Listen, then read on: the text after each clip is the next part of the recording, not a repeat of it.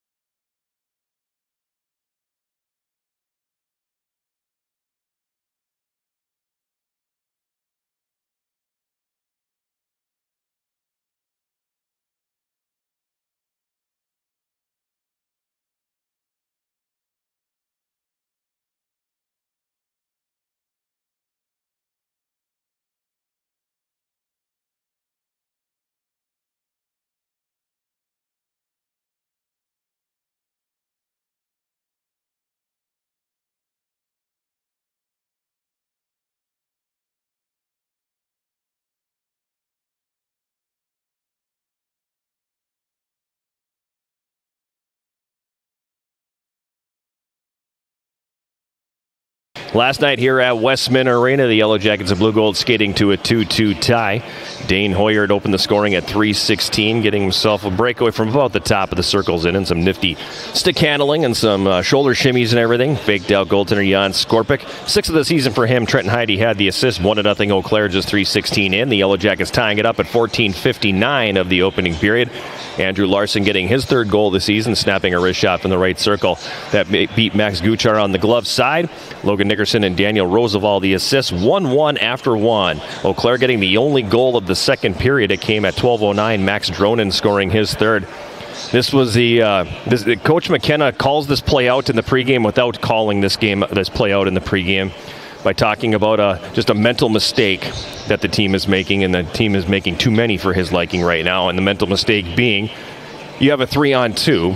And you don't get a shot, you don't get it deep, you don't generate anything. In fact, you turn it over, and it results in a breakaway going back the other way. Your goaltender makes a nice save on the initial shot, but Dronen follows up, bangs home the rebound for his third. Hoyer to Max Rojo the assist. It was 2-1 Eau Claire after two. Yellow Jacket power play coming through at 7:34 of the third period. Dusty Bergstrom's first of the year, a shot from about the top of the left circle that beat beat Guchar rather. Jordan Gibbs and Carson Riddle the assist. It was 2-2 at that point. Stayed even through the rest of the third period. Stayed even through the overtime period, which is remarkable considering Eau Claire got a power play late. 1:54 on the clock. They got a power play and they were unable to capitalize. The Yellow Jackets getting a power play in the overtime, and they were unable to capitalize on that. So it's 2-2 through the 65 minutes of play, and that means, all right, now we're going to go to the shootout to see who will get that extra point. And felt like it's going to be one of these where everybody's going to get a chance to shoot. The first scorer for each team, or first shooter for each team, I should say, scores. Great. From there on out, everybody just skated right down the middle and hammered it into the goalie's pads, basically, until you got to the last couple. Leo Bacala scoring the difference-making goal for Eau Claire. They got the extra point. In the 2-2 tie, they win the shootout by a score of 2-1.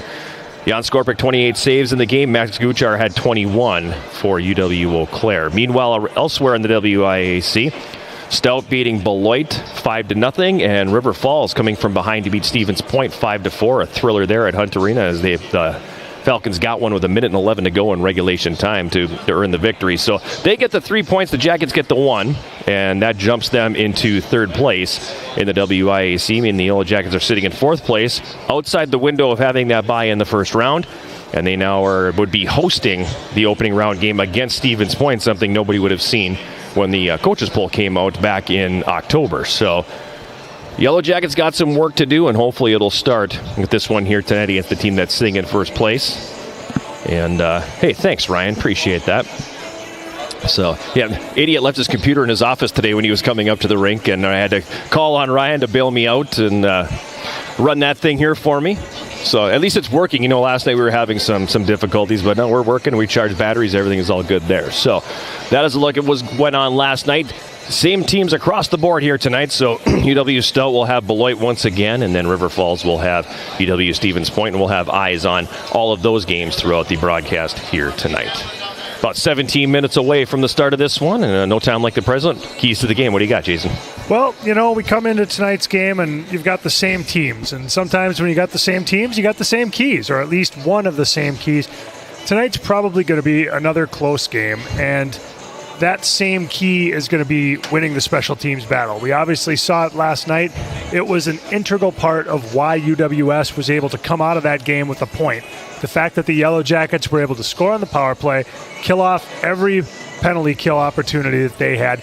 They got the advantage on special teams, and when games are close, as they always seem to be at this stage of the season in the WIAC, that special teams battle is going to be huge. So number one key tonight, again, is the special teams battle.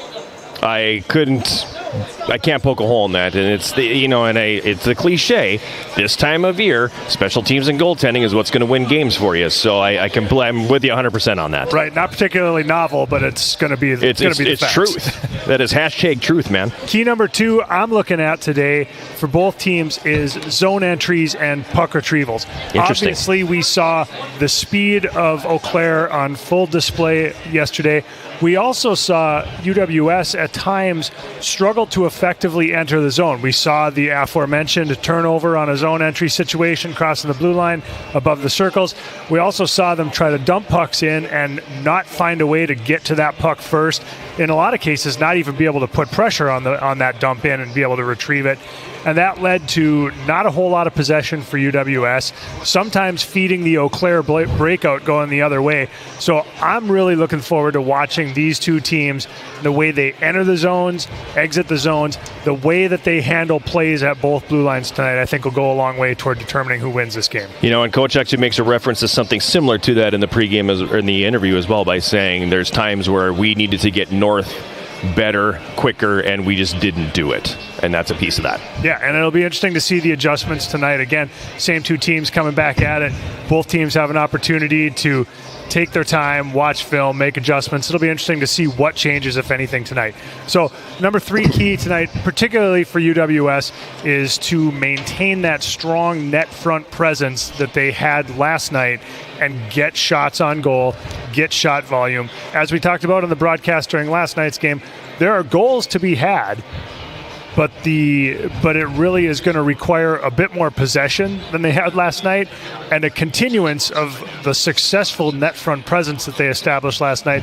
It was the key on both of their goals. A good screen took the goaltender's eyes away, and that'll be the key tonight as well, to be able to get some possession, but have that good screen set up out front, make life difficult for Gutar in goal. Yeah, the traffic in front, I mean, you hear us talk a lot about getting pucks to the net, but a piece of that also is getting bodies to the net, and that's what we're referring to there. So hopefully the Yellow Jackets have a way to get more traffic in front of goaltender Max Gutar, because, you know, he's if he sees, he's going to stop it. Right. You know, at this level, at this point, if they see the puck, they're going to make that save. So traffic is going to be very important. Speaking of goaltending, let's take a look at the starting lineups in this one. First, for the Yellow Jackets, it will be Jan Skorpic getting the starting goal once again, making his 13th appearance on the year. 6-4-1 is the record. He's got one shutout, but that's all the way back in the season opener, and that's the last time that the Yellow Jackets have blanked an opponent, so I'd love to see number 2 come our way here tonight. A 2.21 goals against average and a 924 save percentage. So those numbers, anything but pedestrian, and you cannot say that it's a small sample size. He's got plenty of game time here so far this year. Starting 5 in front of him, the defense pair will be Tyler Ryder and Matt Danziger. The forward line will be Andrew Larson centering A.G. Reed on the right wing and Justin Dauphiné on the left. Other forward lines for the Yellow Jackets, Carson Riddle will have Cade Shea on the right wing and Daniel Roosevelt on the left. Alexei Yermolnik will have Logan Nickerson on the right wing and Blake Setter on the left. The one lineup change for the Yellow Jackets, Colin Pedersen back in the lineup tonight. He will center Logan Herbner on the right wing, Iki Kagawa on the left. Other defense pairs tonight, Dusty Bergstrom, Evan Axel, Jordan Gibbs, Liam Whitehouse. The extra skater is Elliot Mickish. The backup goaltenders Kobe Grant and Jack Boschert. On the other end, it's going to be Max Gutar in goal, the 6'1", 185-pound senior from Kimberly, Wisconsin, making his 21st appearance. He's 13-5-2. He has a 2.13 goals against average, a 912 save percentage, and 4 shutouts. He gets the nod between the pipes for Eau Claire, who is dressing the exact same lineup that they had last evening. The officials for tonight's game have been assigned by the Wisconsin Intercollegiate Athletic Conference. The referees, Sean Hauser and Travis Alberg. The linesman, Bronson Shepard and Anthony Podominic. So everything pretty much the same here from what we saw 24 hours ago. About 12 minutes away from the start of this one between the Yellow Jackets and UW-Eau Claire. Quick timeout coming your way, and we come back. We'll have my conversation with Yellow Jacket head coach Rich McKenna.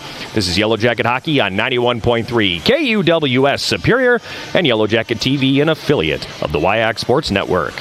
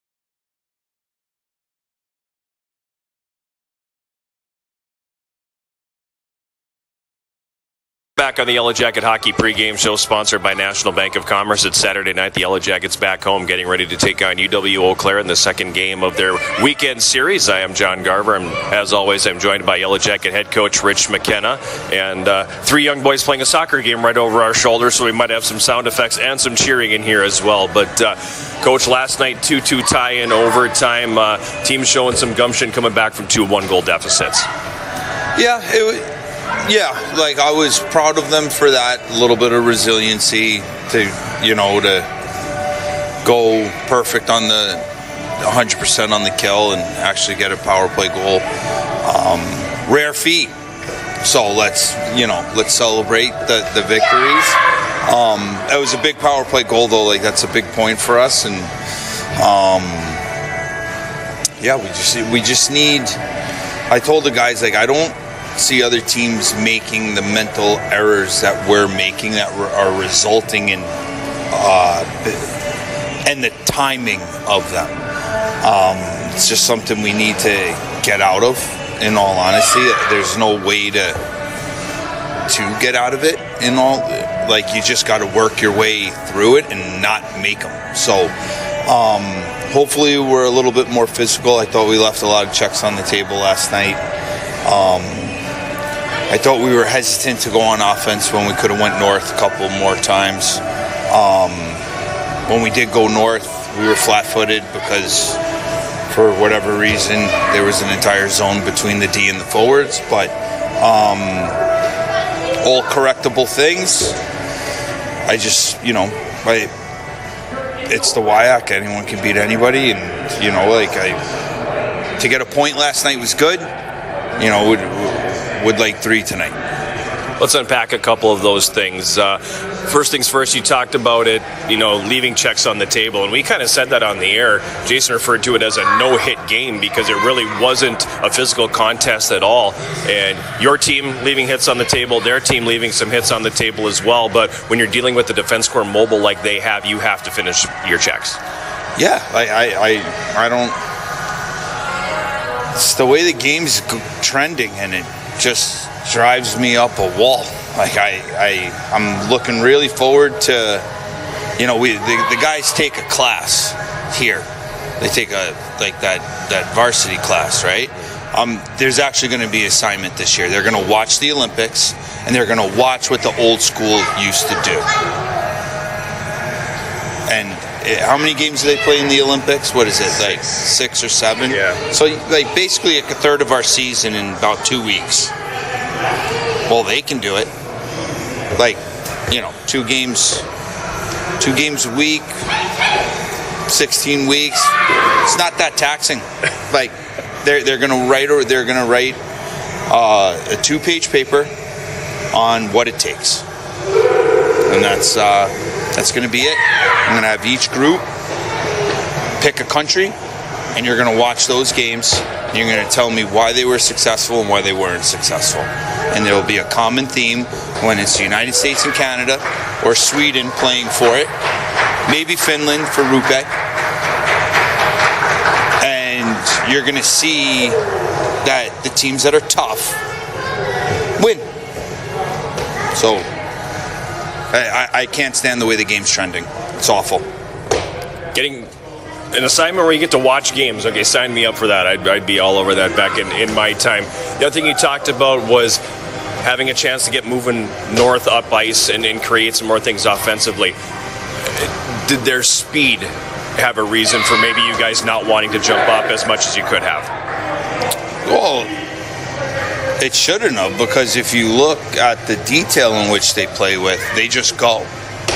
I can't tell you how many times on video they had 3 forwards too low, no F3, 4 guys outside the dots on the one side.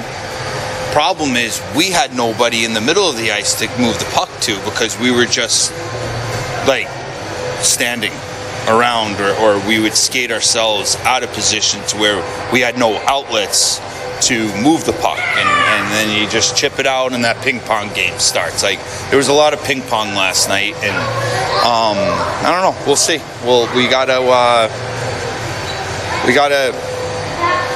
clean it up. That's for sure. Andrew Larson with the first goal of the hockey game last night. One of those instances I referred to on the air of the shot is never a bad play, and that's when a little bit of traffic in front from Logan Nickerson and affects the goaltender and ends up going to the back of the net. But my bigger question is, how in the world does a guy like him only have 3 goals in this point in the season? Because it seems like he is in the middle of things offensively all the time. Yeah, if he'd be our leading scorer if he scored on every single one. That's unrealistic. He's just earning his points. I don't expect him. He's producing. He was a very, very reliable forward coming out of Kenai. I asked him and I've shown him to add a little bit of cheat in his game. I think he's seeing the opportunities that he's getting, if that makes sense. As you get more and more comfortable with those opportunities, I think other things start to happen and you start to capitalize a little bit more. I think it's kind of a little bit new to him. Like, he played for Denfeld, very responsible in Denfeld, and he doesn't give much up here. I mean, there's a freshman, he was by far our best guy on the face-off dot, which the bar is as low as it's ever been on the face-off dot, but he was 67% though. I'd take that any day. So he finds ways. He influences the game. He's not a freshman anymore. So he's a good player. Icky had his best game of the year last night. For sure. He was skating. He was kind of in it a little bit in terms of the mix. He was getting bumps in. He was, playing. He was playing hard. He was he had a nice shootout goal. That it's coming around. I don't even want to call it the sophomore slump. It's the UWS slump. I don't see anybody else dealing with what we deal with in that sophomore year. Yellow fever, maybe we'll call it. Yellow fever. Does that go? You want to do yellow fever? It's not a good thing. It's not a good. No, it's not. Neither is 2 points. Turn the page here now to Saturday, and obviously 3 more points on the line. They're extremely important points because River Falls with the win last night over Stevens Point, so they tie you in the standings point-wise, leap over you because they own the tiebreaker. 3 huge points here tonight. After the game, you made reference to starts and how the starts have not been good here of late. How do you fix that? Because the start is huge tonight. The coach that can figure that out, you're not coaching D3. You're in the NHL. Usually what happens, it's a mentality. You got to be ready to battle. It's different from when I played, from when you played. Mentalities are different. What kids value now is different. And in all honesty, it's finding a way to get them to buy into what you're preaching, how you want to play, the importance of it, but then also as a coach, you connecting the dots for them so they see the value in it and how it makes their game get better, and then they get the points and they get the I don't want to say accolades, but they get those extra minute, whatever it is, whatever the athlete values, the player values. It's just connecting those dots, because it's our starts. When we start well, we're pretty good. When we start slow, as long as we don't let the game get too far out of hand, we usually end up on the positive side. But it's conference play now. It's the WIAC. I mean, all those little details matter now more than anything. Thanks, Coach. Good luck. Take care, guys. Yellow Jacket head coach Rich McKenna leading us right up to the drop of the puck. So couldn't have timed that pregame show any better. I'd actually set my watch to it. Opening face-off sponsored by Barker's Island Inn, Northern Wisconsin's Island Getaway, and the Yellow Jackets win the opening face-off. Chalk it up. We're above 500 right now.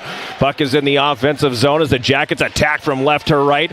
Andrew Larson runs over his man down in the corner, then knocks the stick out of the hand of Easton Inglis. The puck comes up to the blue line. Left point is shot by Tyler Ryder. Glove save made by Max Guchar, and he will hold on. Face-off coming up here in the Eau Claire zone. 20 seconds into this opening period. Yellow Jackets have won a face-off. They have a shot on goal. They have a hit. That's a much better start than last night. Face-off controlled here by nobody right now. Yellow Jackets Dauphiné kicks it into the left wing corner. Then he's going to engage with Nolan Greer. The puck picked up behind the net. Trenton Heide's got it now for Eau Claire, and he throws it ahead on the right wing to Greer, who tips it into the Yellow Jacket zone. Danziger giving chase. Pursued quickly there by Strappen. Puck is along the end boards behind the Yellow Jacket net. Tyler Ryder using the cross-check effectively. And why not? Because we learned last night that's okay. Behind the goal now, this is Ryder. He comes out the right side, up on the right wing for Reed. Reed into the middle for Larson, who scored his third goal of the season last night. He backhands that into the Eau Claire zone. Picked up down low and taken behind the net by Rojo. He's met along the right wing boards by Dauphiné. Carter Green comes away with the loose puck, and he'll start back the other way with speed across the Yellow Jacket line. Fed it over to the right side, out of the reach of Cade Peterson, and the Yellow Jackets will come back on the attack. Right wing side, this is Cade Shea ahead for Roosevelt. He tips it into the Eau Claire zone. Puck is along the end boards now. Roosevelt tied up there by Green. In to help out Rojo for Eau Claire. Now he's going to pin his man, Cade Shea, to the end board. Shea gets loose. Puck was loose at the right side of the net. Jackets unable to get a stick on it here. Puck is behind the goal. Rojo's got it for Eau Claire. He passes over to Bacala on the right wing. Long saucer pass to Herzberg on the left wing across the Yellow Jacket line. A shot from the left circle. Skorpic makes the save. Rebound scooped up here by Dusty Bergstrom. Bergstrom now relieved of the puck behind the net. The Blue Golds have it. Gans dropping that one down low. Jackets get it back, and Roosevelt uses the body to protect the puck. Carries up the left side, crosses the red, and sends it in. 2 minutes elapsed here, first period. Yellow Jackets and Eau Claire scoreless from Westman Arena in Superior. Trenton Heide up the left wing rather for Dronin. Rink wide feed onto the right for Gans. He's got it in the circle. Sends it up top. Shot coming in by Hayek from the right point. That'll be gloved and held by Skorpic. And we'll get a face-off coming up here in the Yellow Jacket zone. But we're 2:19 in, Jason, and the Jackets clearly have more jump than they did 24 hours ago. Yeah, absolutely. Had some possession, getting some shots on goal, getting some bumps in, all the things that the coaches have on their checklist. Face-off will be to Skorpic's left. Jackets win the draw. Whitehouse gets there first, wraps that around on the right side, and clearing attempt by Nickerson doesn't leave the zone. Long shot from the left point by Heide, steered aside by Skorpic. Now Nickerson right wing board does get it to center. It comes to the Eau Claire line, and they will back it up. Hayek sends it ahead. Dronin tips it across the Yellow Jacket line. Whitehouse breaks it up. Hayek's got it back here for Eau Claire. To the right corner, he's knocked off the play by Whitehouse, who loses the lumber. Comes up the right wing. Nickerson clears it to center. Heide gets it back, then his pass picked off. Yarmolnik for the Yellow Jackets across the Eau Claire line. Fires from the slot, and the save is made by Guchar. He uses the blocker to direct that one up into the netting. And we'll get a face-off this time in the Eau Claire zone. 17 minutes remaining first period. Yellow Jackets and Eau Claire are scoreless from Westman Arena in Superior. I am John Garver. He is Jason Roan. Abby Hoffman rinkside. Happy to have you along on this Saturday, where we reached double digits above zero for the first time in almost 2 weeks. It's been a while. It was like 12 degrees, and I was putting air in the tire in my truck, and it was like, wow, this is fantastic. It's amazing how warm 12 degrees can feel. Kagawa behind the net. Wraparound attempt, and it catches traffic in front. Bounced around the goal crease, and Eau Claire will clear that to neutral. Yellow Jackets fire it right back in. They will have to tag up, and Guchar is going to play it over now to Ganetz on the left wing boards. His pass is going to come up the left side. Charlie Erickson tips it ahead. It comes all the way down, and that's going to be an icing call on Eau Claire. So we've seen the Yellow Jackets win some face-offs. They're getting shots on net, but we're also seeing them a little more pressure and a little quicker on the forecheck. Right, absolutely. They're getting there in time to get some bodies on players, pressure that clearing pass a little bit, and then you see the icings there instead of the connections on those passes. Jackets win the face-off again. Ryder left circle, a shot that's deflected. And that will go up into the netting. Listening to Coach McKenna talk about quick starts at the beginning, it reminds me of a story I've heard attributed to Mike Keenan. I've heard that he said to some players, like, what time's the game start tonight? And they'd be like, 7:05. And he's right. Yeah, not 7:06. If you want a second shift, make sure you start on time. Is that like 5 minutes early, you're late? Whatever, exactly, yes. Puck behind the Eau Claire net. Pedersen tied up along the boards, trying to get free of the check. Dauphiné is on it in the left wing corner. Kagawa in there as well. Heard Coach McKenna talk about him playing his best game of the campaign last night. In the right circle now, Danziger plays it in front, and that one gets broken up. Kagawa from the left circle, and the save is made by Guchar. Love the thinking of Danziger there, trying to get the redirection in front. Penalty coming up. It's going to be on Colin Pedersen, so the Jackets are going to go shorthanded, and I have no clue what they are going to call on this one.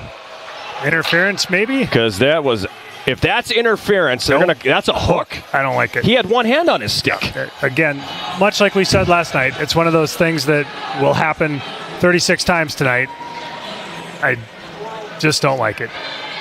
I mean, that's to me like the adage in the NFL. You can find holding on every play. Right. Make the calls count. Make it plays the count. That was ineffectual to the play. Yeah. 4:03 of the opening period, time of that penalty on Colin Pedersen. 2 minutes for hooking. First power play once again goes to Eau Claire, just as it did last night. They come into the game at 9.4% on the power play. Jacket PK 83.8%. Jackets were a perfect 5 for 5 on the kill last evening. Puck is down in the Eau Claire zone right now. Rojo comes from behind the goal. Starts it ahead to center. Dropping it off in the neutral zone. Blowing a tire was Carson Riddle. Otherwise, he was gone. Puck is played back behind the Yellow Jacket net to the right wing corner. Drone in there. Up to the right point for Rojo. He'll stick handle. Walks it to the middle. Now feeds it over Bacala left circle. Up top, Rojo. Over into the right circle. This is Herzberg for Eau Claire. Minute 15 left in the power play. Up to the right point, Rojo. Stick handles and fires. That catches traffic in front. Yellow Jackets can't get the rebound. Bacala left circle. Carries it into the high slot. Gets there and fires, and that one's deflected over the top of the goal. Bouncing puck into the right wing corner. Now on the half board, Herzberg stick handles away from trouble. Greer at the right point. Into the middle, he gives to Rojo. Now Bacala left circle. 45 to go in the power play. Drone in left wing corner, left half board. This is Bacala up top. Left point, Rojo. Over to the right circle. Herzberg, the one-timer, whistles wide, and then that will carry him all the way back down the ice. Each team will change personnel here as we have 30 seconds left in the minor penalty to Colin Pedersen. Up the left wing boards now. Eau Claire picking up speed with Gans. Logan Gans across the Yellow Jacket line. Dumps it in. Ryder gets there first. Has to settle the puck down, and that's going to cost him time and space. Cade Shea comes in, grabs that puck, and sends it all the way down. Guchar setting it up for Ganetz behind the net. Trey Ganetz. Into the neutral zone, crosses the red and fires it in. It comes around behind the Yellow Jacket net. Ryder gets there first. Tries to go over to the left wing boards for Yarmolnik, but that's broken up. Danziger picks it up and feeds it ahead now. It's tipped ahead at center. Nickerson gets it into Eau Claire territory. Ganetz quickly up the left wing for Gans. His pass picked off in the neutral zone, and Nickerson will dump it back into Eau Claire territory. Heads up in that Eau Claire bench as Ganetz went to clear, and boy, did he clear it.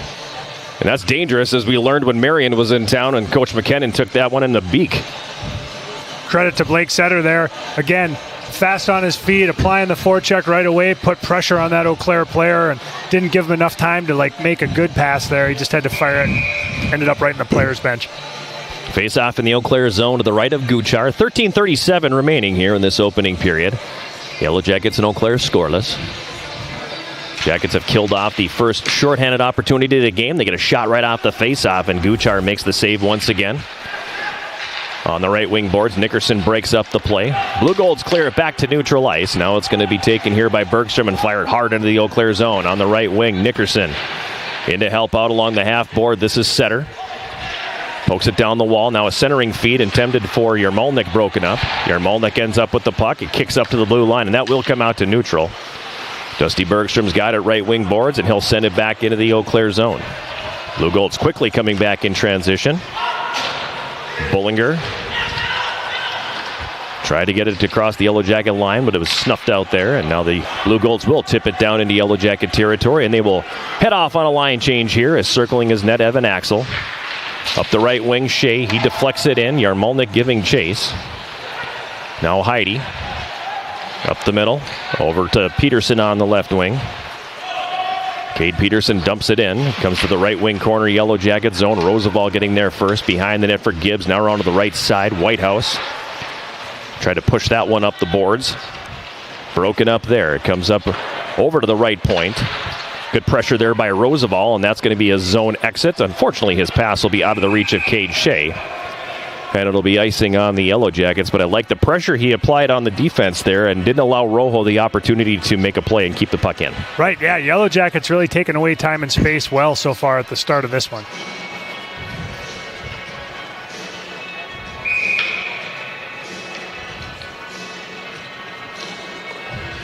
Face-off will be to Skorpik's left.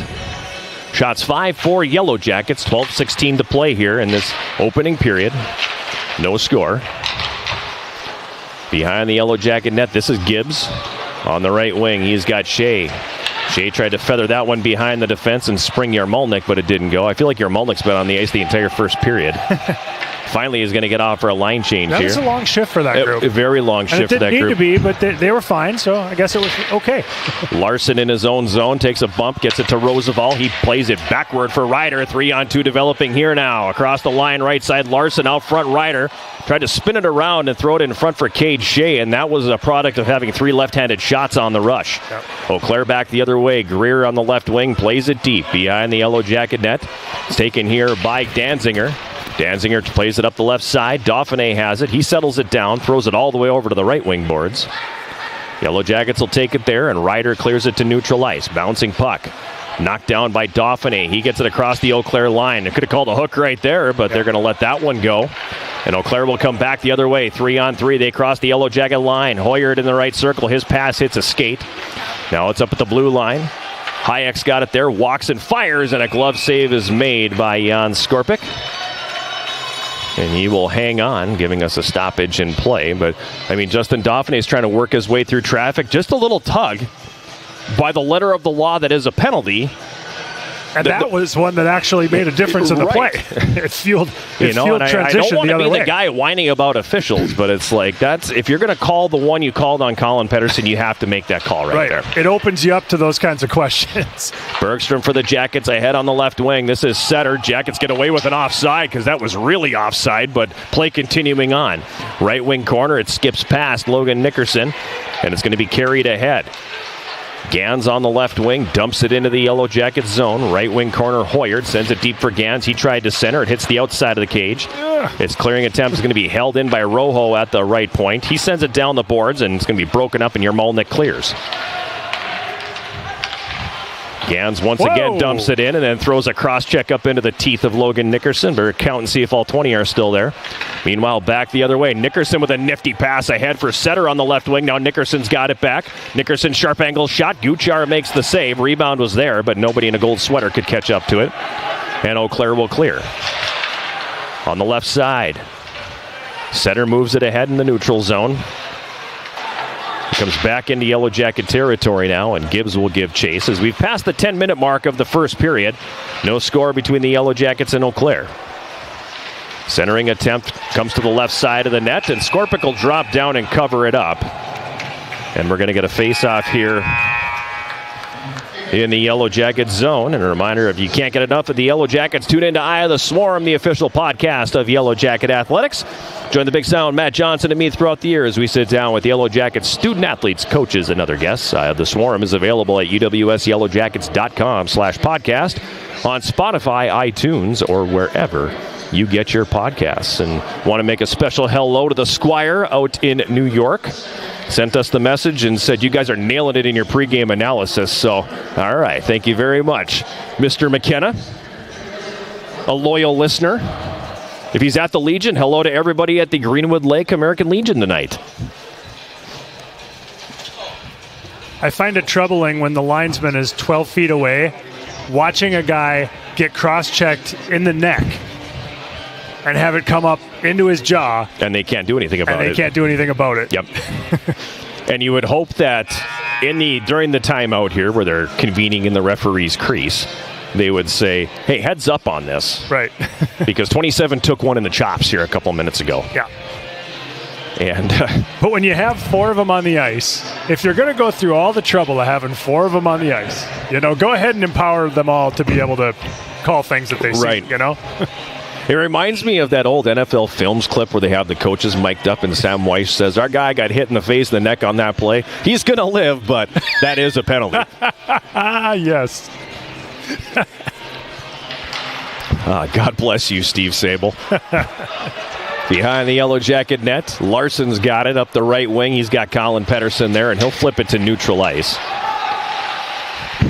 Kagawa takes his man down. Puck is loose in the neutral zone. Herzberg plays it into Yellow Jacket territory, but now Ryder's going to hop up in the rush and send it ahead. His backhand pass out of the reach of Pettersson, who chases his man down. Puck gets to the line, held in beautifully by Danziger. Puck kicks around, comes to the right side of the net.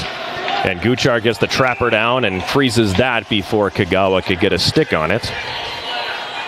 Nice to see Colin Pettersson back in the lineup. I was just going to say, number one, it's great to have him back in the lineup. I hate the fact that basically he's missed 25% of his game since he's been here. But the boards just sound louder when he is playing. He is an impact player. In more ways than one. Yep. Face off to Guchar's left with 9:17 remaining. Yellow Jackets and Eau Claire scoreless. Puck is cleared out into the neutral zone here. Cade Shea took a tumble behind the goal and heard the bench with a few comments there. Hopefully that didn't get across on our microphones. Roosevelt left wing corner. Backhands it up to the left point. Shot taken there by Bergstrom, gets through, and it's gloved by Guchar. He will hold on. And we'll get another face-off coming up here. A reminder that coming up during our first intermission, sponsored by Hovland Incorporated, we will have a conversation with Chris Sugar from D3 Hockey News.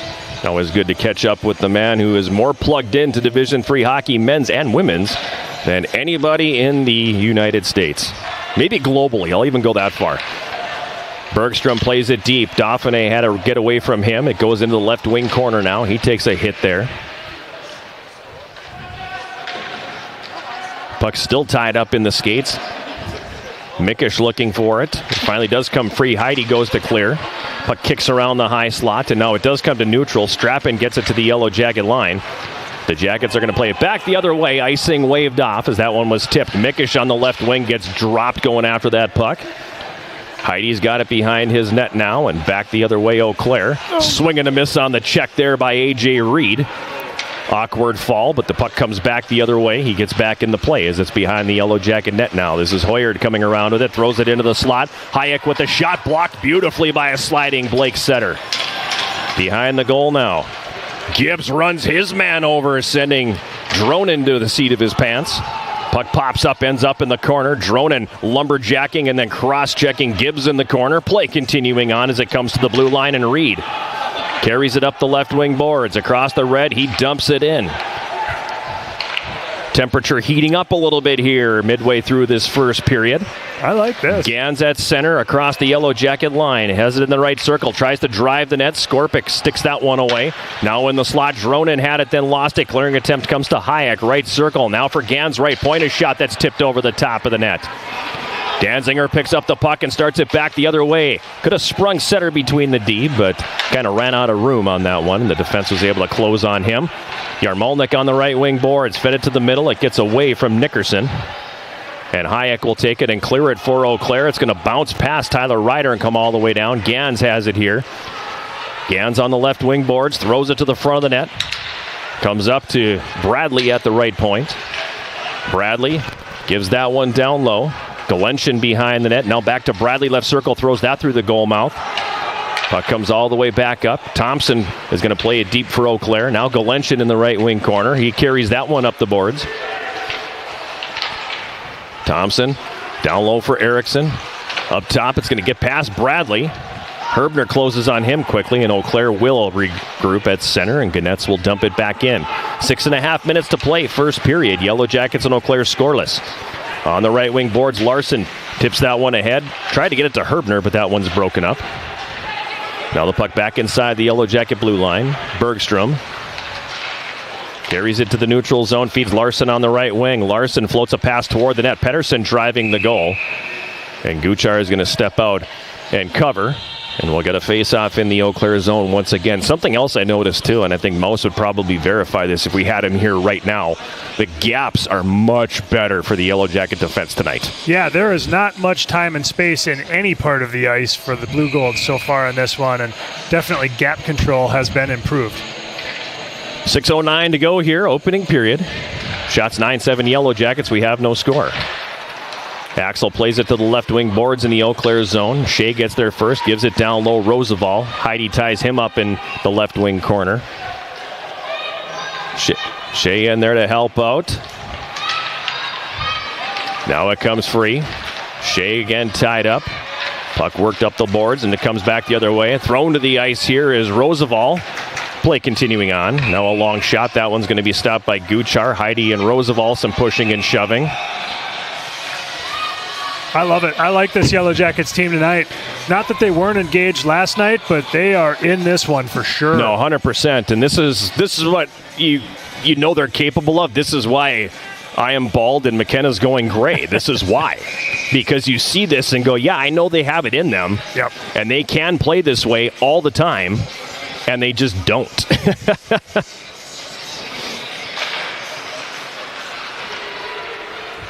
Blue Golds come away with the puck quickly off the face-off as they carry to center. Bacala mishandles. Bouncing puck comes to the line. Heidi holds left point.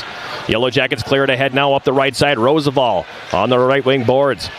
Cycles it to the corner. Shea giving chase. It's poked past him. Riddle takes his man Heidi into the end boards. Heidi's going to come out with the puck, however. Passes it into the middle now. And Bacala's got it at center. Over to Peterson, left wing. Back to Bacala in the left circle. Back to Peterson, top of the circle. A shot. And it's going to be held by Jan Skorpic. That shot was kind of slowed up a little bit, I guess, on the shot by, or the stick of Cade Shea. The stick came loose and went flying. Had enough stick on stick to cause some interference there. Credit to Blake Setter on his last shift for doing the same thing. Block a shot with his body and then tip the puck out of play on another shot attempt.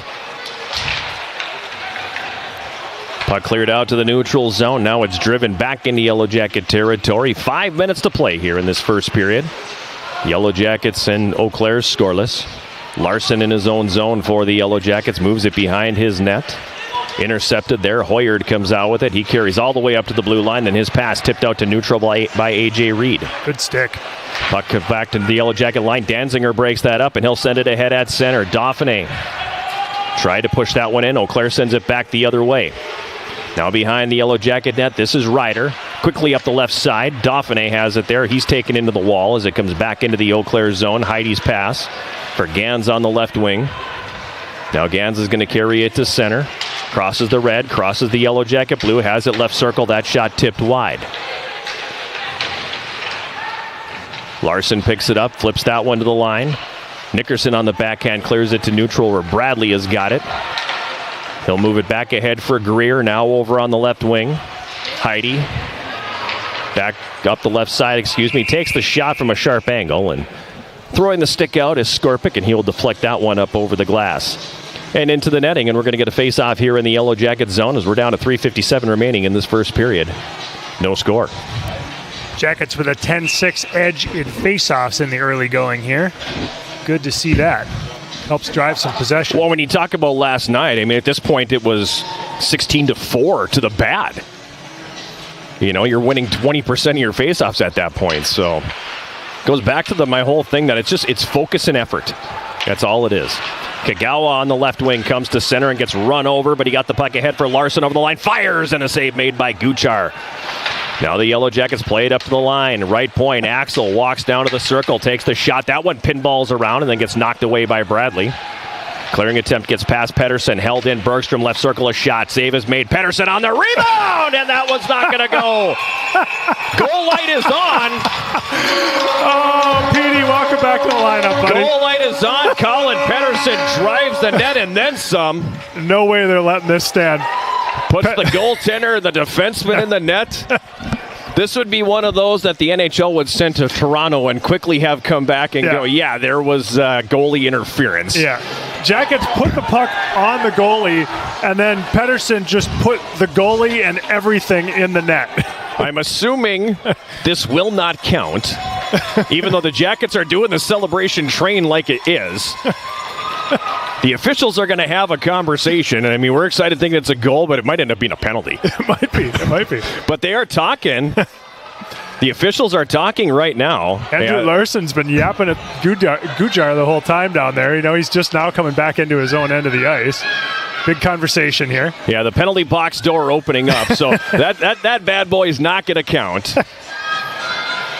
And in fact, it's going to end up being a penalty. So, you know, I applaud you on that, Colin Pettersson.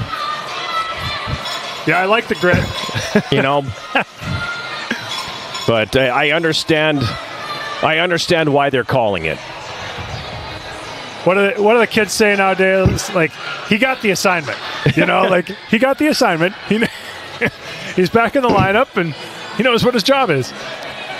I am not exactly sure what that penalty would be because, I mean... I don't think there's a 2-minute penalty for goalie interference. So, yeah, I'm not sure what they'll call it. That'll be interesting to see. And this is about as animated as I've seen Rich McKenna all season. You know, he by and large keeps it... To the Yellow Jackets, number 16, Colin Pettersson, for interference with the goalie. So, goalie interference. I guess you can't call a 2-minute penalty for goalie interference. Second power play of the evening for Eau Claire. And they have control. Greer right circle with a blast. That's going to get blocked by Danziger and go up into the netting. So it's going to be a face-off here in the Yellow Jacket zone. Well, we'll see if the Jackets can circle the wagons. Got a little adversity. I love the fact they celebrated like it was a goal. Yes. You know, and Colin Pettersson's like, yeah, I did it. Shot off the face-off by Bacala, gets blocked by Roosevelt. It comes down into the right corner. Taken here by Dronin. He banks it off the end board. Herzberg to the left wing board. Bacala. It comes up to Rojo at the left point, Now to Bacala, left half board. All the way back around. Greer on the right wing, plays it for Rojo. Rojo at the right point. Gives it back over out of the reach of Greer. Dronin catches up to it right wing corner. Danziger and Ryder in there as well as we have a 5-car pileup in front of that KUWS dasher. It comes loose and Roosevelt will deftly saucer that all the way down. Yellow Jackets will change all 4 penalty killers as Rojo circles the net now and comes up the left wing boards. He cuts it to the middle, drops it off. It's dished over now onto the left wing side for Inglis. He'll dump it behind the net. Hoyard's got it right wing board. Hoyard up top, Rojo at the right point. Carries it down the boards. It comes back up top to Hoyard, now to the left circle. Great puck movement there. They wanted the bumper in the slot. That was Easton Inglis. But the Yellow Jackets pounced on that. Bergstrom got there just in time. Now Larsson's got the puck. He'll rag it for a minute, kind of whiff on the clearing attempt, and then banks it off of a skate, and it comes all the way down into the Eau Claire zone with 30 seconds left in the minor penalty to Pettersson. Under 2 minutes to play here in this opening period. Yellow Jackets and Eau Claire scoreless. Puck dumped into the Yellow Jacket zone. Skorpic out. Plays it for Ryder. He slows it down, gets it to the line, but not out. The Yellow Jackets whiff on the clearing attempt, but they're going to call a hand pass there. Emphatically. As Gannett's got it in the glove and propelled it forward. And that's a good thing because both forwards, I think, were kind of thinking shorty opportunity, and they got beat. Yeah, that could have turned bad into a seriously outnumbered situation there. So fortuitous for the Yellow Jackets that the Blue Golds advanced that with a hand pass. 14 seconds left in the minor penalty to Colin Pettersson. 1:40 to go here in the first. Gans has it at neutral. Ahead on the right wing, Hoyard. Down to Gans' right circle. He'll play it up top. Heidi at the right point. Over to the left point now. Ganetz has it left circle. His pass is deflected by Danziger. Penalized player back on. So the penalty kill effective. And the Yellow Jackets, if they hustle, have a 3-on-2 at center. This is Riddle now across the Eau Claire line. Drops it off. Ryder fires and scores!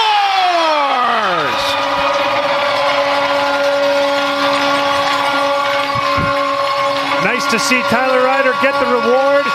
And guess who was steaming toward the goal crease there, perhaps causing a little bit of a distraction in front of Guchar? No one other than Pettersson. I love to see Colin Pettersson loop into the zone and go right down that middle. You force them to make a play, and you know that they know he's out there. Yep. Great play by the captain. Blast for the left circle by Ryder, and the Jackets are in front. Time of that goal, 18:47. Ryder's third of the season.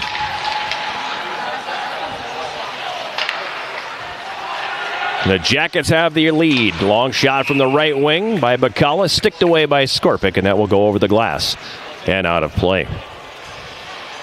That was an absolute rocket from Tyler Ryder. It's his third goal of the season and 8th of his career, number 3, Tyler Ryder.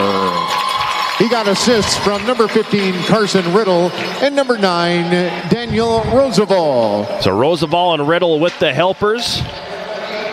The unspoken assist for the team captain who created the room blowing down the slot, and now we have dipped underneath a minute to go here in the first period. Shot from the right circle, steered away by Skorpic. It comes down behind the goal now. This is Peterson for Eau Claire. Moves it up top, right point, Rojo. Long shot from the left point by Green, gets blocked. He gets it back. Green takes the shot. Stick save Skorpic, and he'll deflect that over the glass and out of play. Nice job by Skorpic to not just stop that puck, but also steer it out of play and get the stoppage there. They needed it. I have a feeling I know who the shoot-for-loot shooter is tonight. Ooh. I just keep waiting to see him go over to the shooting area. Thankfully, I think Athletic Director Nick Bursick also knows who the shooter is, and he is trying to flag the little ball of energy down as the Jackets get the puck into the offensive zone. Eau Claire will take that. They're going to send it the distance, and that's going to be icing on Eau Claire with 25.3 seconds to play in this first period. What a complete 180 from the first period last night, Jason. Absolutely. Just the exact inverse of what we saw yesterday in every single way. I think the only thing that is similar is Skorpic's play. Right. Skorpic's been solid and good penalty killing by the Yellow Jackets and creating some momentum with those penalty kills. Jackets win the face-off. Right point. Gibbs has it. Stick handles as he walks to his right, throws it deep. Wanted the bank off the end board to come out front, but that one broken up. And Eau Claire will clear. Ryder now sends it up the left wing. Roosevelt tipped it to the middle. Now it comes back to him on the left wing boards. He wanted to eat it along the wall, but it's like, you got 10 seconds left. That's too much time to eat. It's going to be played down below the goal line, and Eau Claire is going to be content to just ride this one out and bring that first period to a close. Boy, what a frame for the Yellow Jackets as they outshoot Eau Claire. They out-penalty kill Eau Claire. They out-face-off Eau Claire. And the best part, they outscore Eau Claire. So an absolutely fantastic start for the Yellow Jackets tonight. And let's go ringside where Abby Hoffman has the head coach. All right, Rich, the first period has been a complete 180 from last night so far. What are you seeing out there that's going well for you guys? Well, we're finally skating. We're taking the body. We're playing with with more energy. We have some passion. Kind of feels like us against everybody. You know, they're the cleanest team I've ever seen, apparently. So it was a good period. We got to put that one in the books, regroup, and do it again. Absolutely. Well, good luck. Thank you. As Yellow Jacket head coach Rich McKenna, he is the best interview. I've been so spoiled having him as an interview because he answers thoughtfully. He gives you a lot every time you ask him a question, and he's as blunt and honest as they come. Yeah, that was fantastic. He doesn't sugarcoat it. No, and you learn stuff from him. That's one where I feel like, yeah, he could probably end up getting in a little bit of trouble with the the director of officials if he's listening to this, but he's not wrong. And we commented on that a couple times in the first period. We commented on it last night. I mean, power plays were 5-2 last night, right? And one of those power plays was 14 seconds. Yeah. So I always go back to former Stevens Point head coach Joe Balderota, who would say, you cannot tell me that your team is out here serving the public while mine is stealing hubcaps. You can't. Right. And he's exactly right. And that is exactly what Coach McKenna was getting at right there. So right. All in all, great first period for the Yellow Jackets. Could have asked for a better start to this one here tonight. And hopefully we don't go back to the locker room and go, got it. Yep. No. 40 minutes of this thing to go, fellas. Just getting started. 1-0 Yellow Jackets after one. We'll take a timeout and come back and have our conversation with Chris Sugar from D3 Hockey News right after this. This is Yellow Jacket Hockey on 91.3 KUWS Superior and Yellow Jacket TV, an affiliate of the WIAC Sports Network.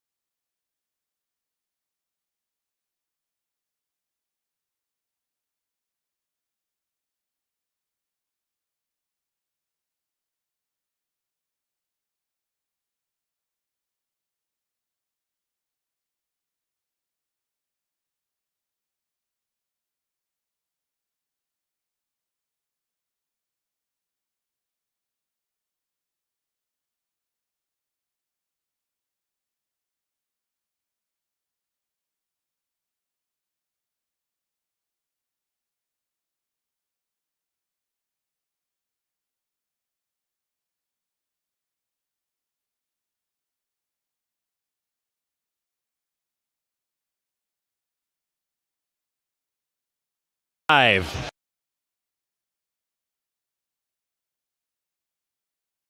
And as always, the first intermission is sponsored by Hovland Incorporated, and it's time for our latest installment of Talking D3 Hockey with our friend Chris Sugar from the D3 Hockey News. And it's been a few weeks since we've had the opportunity to connect, and some things, I guess, kind of starting to fall into place in the D3 hockey world as bracketology is coming into its time of year. And let's talk a little bit about that on both the women's side and the men's side, starting with the women's side. What are we starting to see as we get into February and the stretch drive of the D3 season is upon us? Well, it's going to be back on, John, again. I think with bracketology, I mean, you're seeing the MPIs, it is different this year, I think, because we see more. We've been used to kind of the NESCAC owning it, however you want to call it, the past couple of years. And now I think since they haven't performed the way they usually do in the non-conference, which is very good, they haven't had their top teams have still done pretty good. I mean, obviously Amherst had the win over Adrian, and Middlebury's still doing their thing. But with Middlebury losing to teams like such as Endicott, who's a solid opponent, but regardless, they're still lost in the non-conference. And then you see the middle to the bottom of that league not necessarily dominating or doing good as we usually see in the non-conference, where we now sort of get that MIAC and WIAC effect or the WIAC, as I learned some call it out there. However you do, I'll go with that. We'll go with WIAC. It's fine. Okay, perfect, because I've heard it many ways, and I'm just trying to get an answer. But no, I think it's good, though, that we see teams like Hamlin or an Augsburg really making that charge. I think they should be higher in the MPI. I think Nazareth is a team where it's going to be irrelevant because they're going to win that league anyway. So wherever they are, it doesn't matter. In terms of bracketology, I mean, seeding, of course it would, but it just in terms of tournament spots, they're irrelevant because there's no world, I don't think, where they don't win the league. If they do lose to Elmira, I think it drops them far enough just because their schedule is so weak where I don't know if they stay there. So, there is that small world where they don't win it, but I think any loss is going to hurt them too much. I think Norwich is a wild card. They're going to take up an at-large bid, which there are extras this year because we don't have one in the Little East. So I think Norwich is a team to look at because currently they have nothing left in the way of them. Their last tough test was Amherst, and they beat them quite handily, unless they really have a slip-up in the Little East. Even if they do have a slip-up, I still think they're in the tournament just because they have that Amherst win and some other really good wins, and their losses aren't bad either. So that's a team I think is going to be taking up a spot, and I think to go out your way, I mean, I think one of the wild cards would be Concordia, Wisconsin. They're winning hockey games. I mean, they haven't played.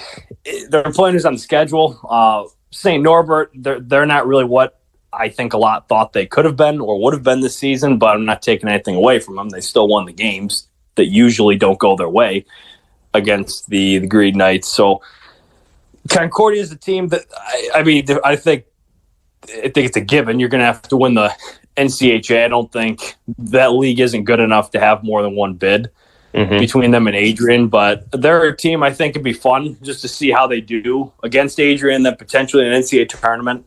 So that's one I didn't really see. I didn't think they'd be bad, but I didn't think they'd be 17-1-1 at this point. So it's just cool seeing the MPA kind of, it looks a little different than it has in past years, especially with, I think, last thing, a team like a Colby at a 10-4. I think in previous years when that strength of schedule rating would potentially be, currently say a top 10, top 8, right now it's 17. You see Colby down at 12 when usually if they have a record of 10-4, there's no way they're outside of the top 10. I don't think in NPI. So I think that's just a little bit of the difference this year where their strength of schedule isn't exactly, I don't want to say inflating, but making everybody higher than what they normally would be. A year ago, we had a conversation right around this time, and we were looking at River Falls, who was number one in the country. They were defending national champions. And basically, they were on the outside looking in with regard to the NPI. And you look at them now this year, 18-1, two-time defending national champions, still number one in the country. But you use the word slip up, and if they have a slip up in here, you could be looking at a team that has 2 losses and potentially not getting in because the WIAC doesn't have that qualifier. Yeah, I mean, potentially. I think for them, it just depends who you do it against. I mean, look at who they got.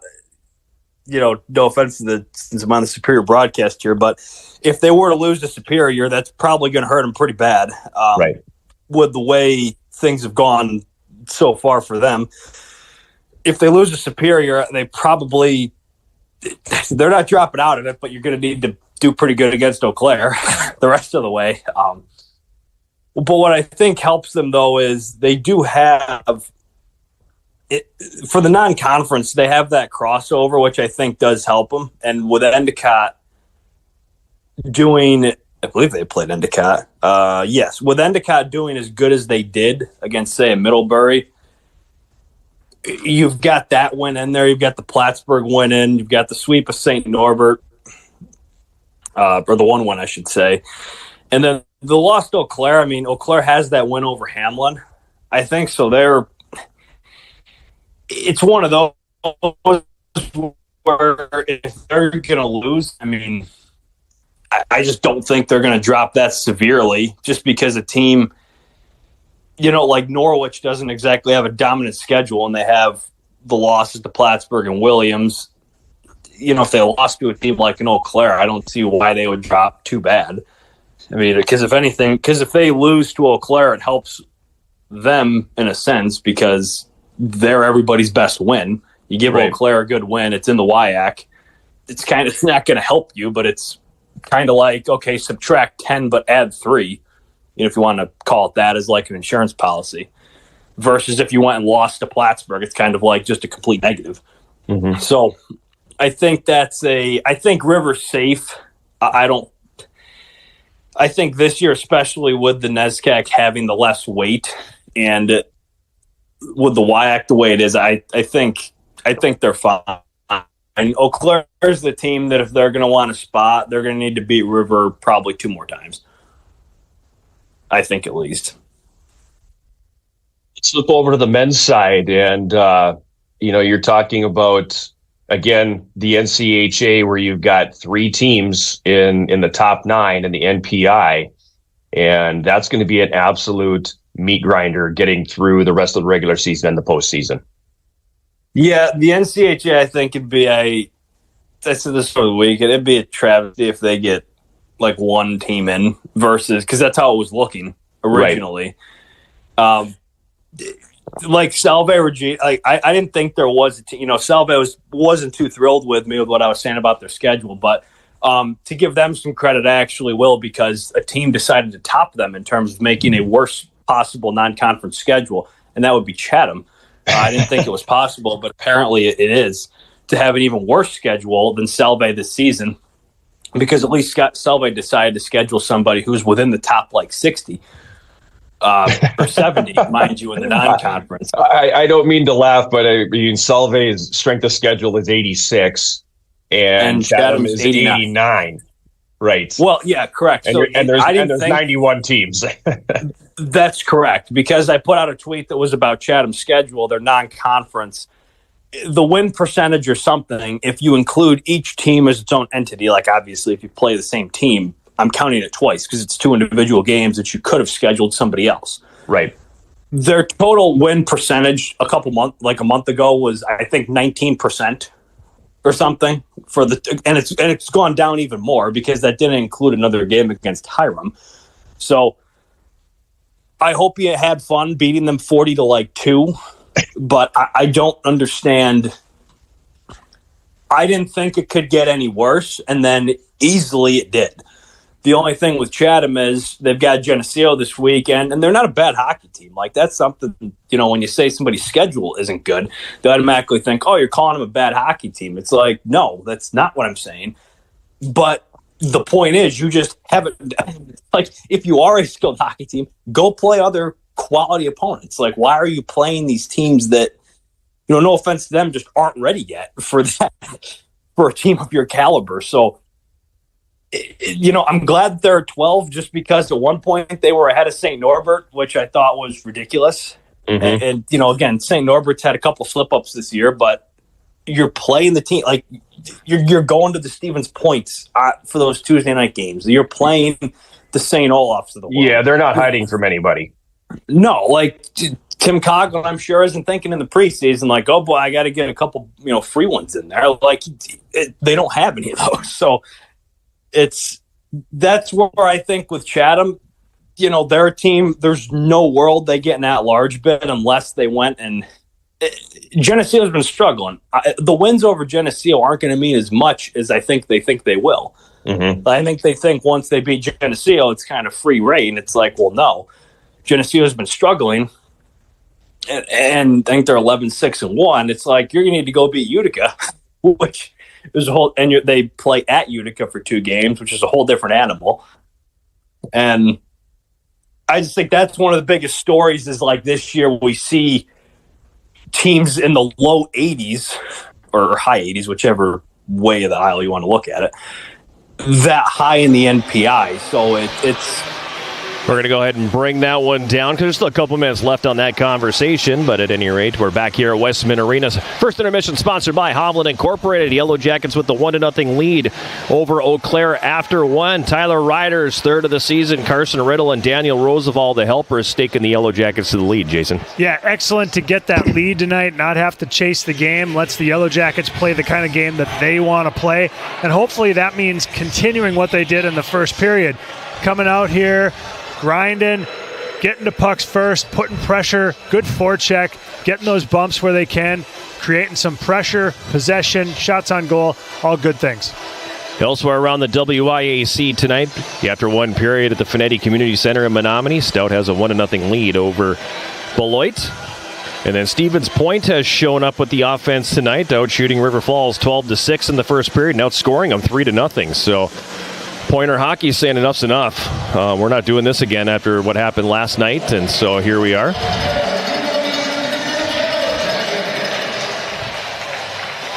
Everybody through 1 period of play. Both teams back on the ice here for the start of the second period. Yellow Jackets out shooting Eau Claire 16-12 in that first period. Jackets had 16 shots on net through 2 periods last night. That was kind of the recurring theme of the last few games, because you go back to last Saturday at River Falls, and the Jackets had 15 through 2 periods. The Friday night, they had 14 through 2 periods. They had 19 through 2 periods against Marion. 16 through 2 periods against St. John's. So, shooting the puck, not something they've done a lot of, but they've done a great job with it here tonight, because they've attempted...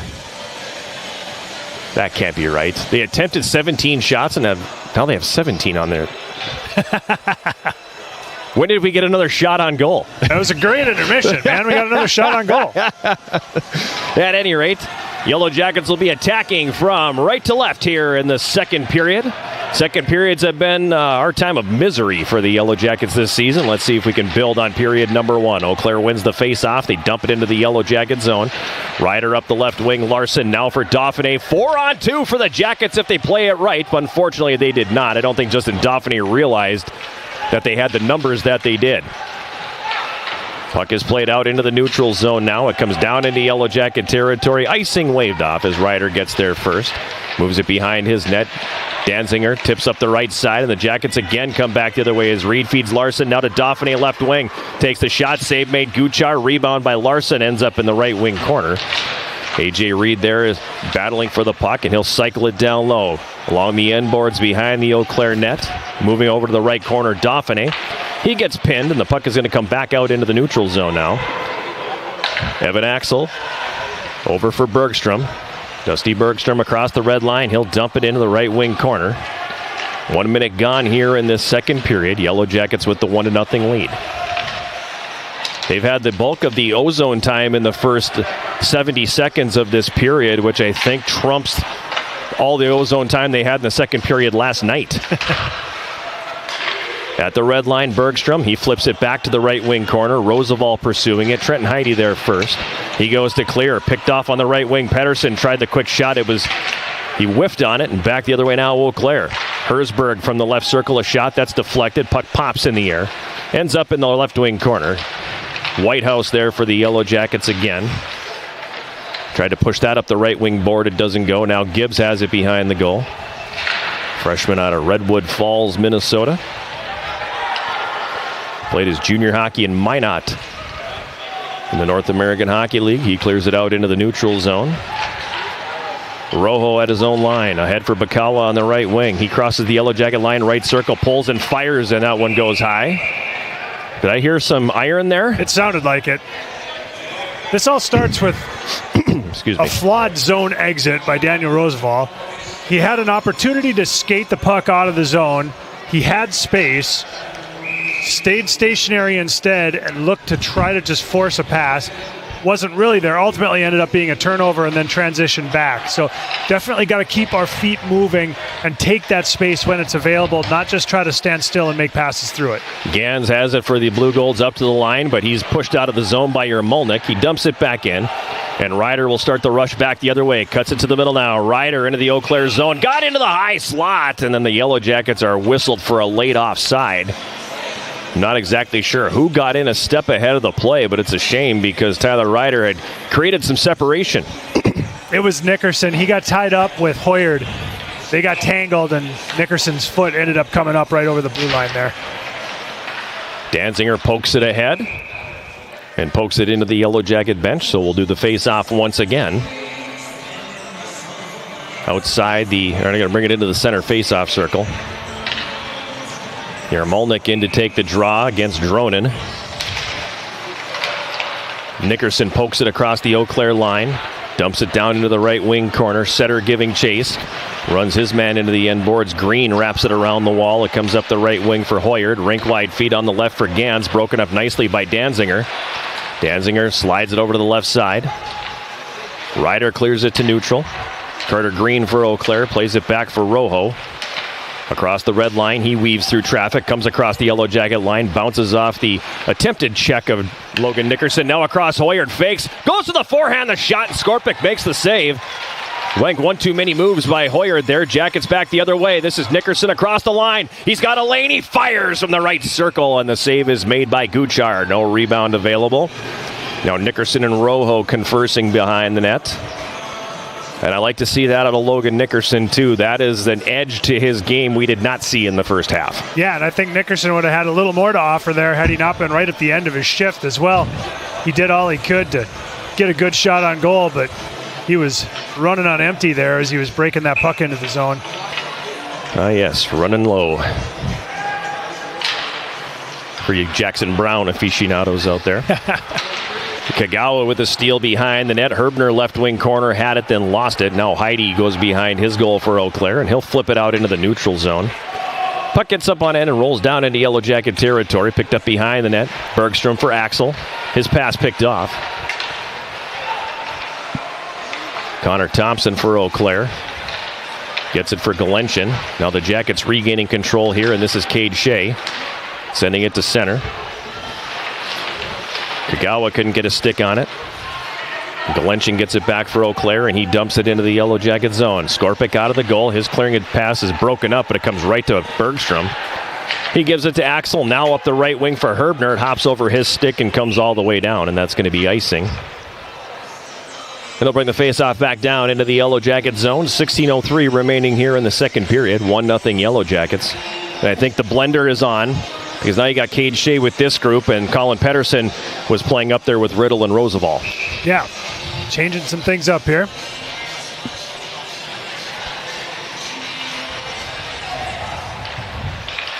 Bergstrom behind the net gets taken down. Play continuing on. Comes over to the right wing corner. Up the left side for Kagawa, and he clears. That's going to come all the way down, and that will once again be icing on the Yellow Jackets. I say Bergstrom gets taken down. I believe he kind of spun himself into the ice there, but in the context of things that were called in the first period, that's a penalty. Yeah, there's a discrepancy in the total number of penalty calls now. Just waiting for that even up to come. Well, pick a good time, guys. Let's pick a good time for it. Blue Golds win the face-off. Gannett's top of the left circle, a wrister, and a glove save, Skorpic. We see Eau Claire continuing to employ this unique look in the offensive zone face-offs where they basically don't line anyone up at the far side hash mark and overload the inside. And the Yellow Jackets follow suit, overloading the inside with 4 players and just have the center in the middle and the 4 to his left in this situation. Blue Golds win the face-off. It comes to the line. A shot by Bradley directed over the glass by Skorpic as he uses the blocker to deflect that out of play.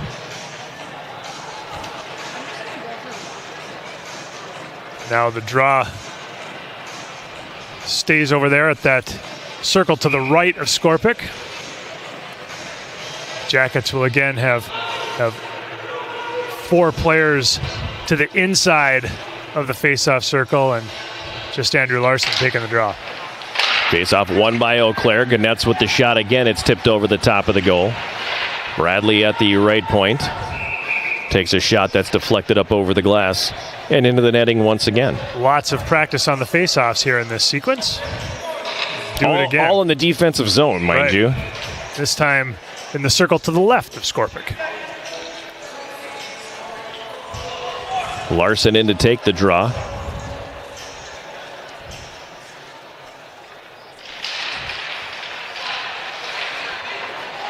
Strappin's got it for Eau Claire. Pushes it behind the goal. Inglis now up to Gannett's left point. Shot tipped in front. That's going to skip wide of the mark. Puck kicks into the right wing corner. Greer has it for Eau Claire. Wraps it hard around to the left side. Up to Gannett's left point. Now Strappin left circle. Up top for Bradley. Into the slot. Greer, a one-timer. They scored. What a pretty goal that was by the Blue Golds. Not a lot Skorpic can do on that rocket from Greer, and we're tied. Great puck movement. Great shot from the high slot. Just a rocket evens this thing up. And a tough run on the faceoffs there. And it came back to bite you. I mean, you took so many in the defensive zone, and as successful as the Jackets were in the first, they have not been as successful winning draws in the second period. And it came back to bite them there. 11th of the season for Greer, ties it. Puck dumped into the Yellow Jacket zone. And Nolan Greer, he got assists from number 12 Carter Bradley and number 15 Carson Strappin. That's So Greer from Bradley and Strappin the assist. Jackets get the puck into the offensive zone. Riddle from the right corner, centering a shot by Roosevelt, gets blocked in traffic. And Peterson will clear that out to the neutral zone where Bacala picks it up. He crosses the Yellow Jacket line. Bacala right circle. Hits the brakes, being watched there by Ryder. Flips a backhand that comes up to the line. Green hand passes that one forward, and we're going to get a stoppage.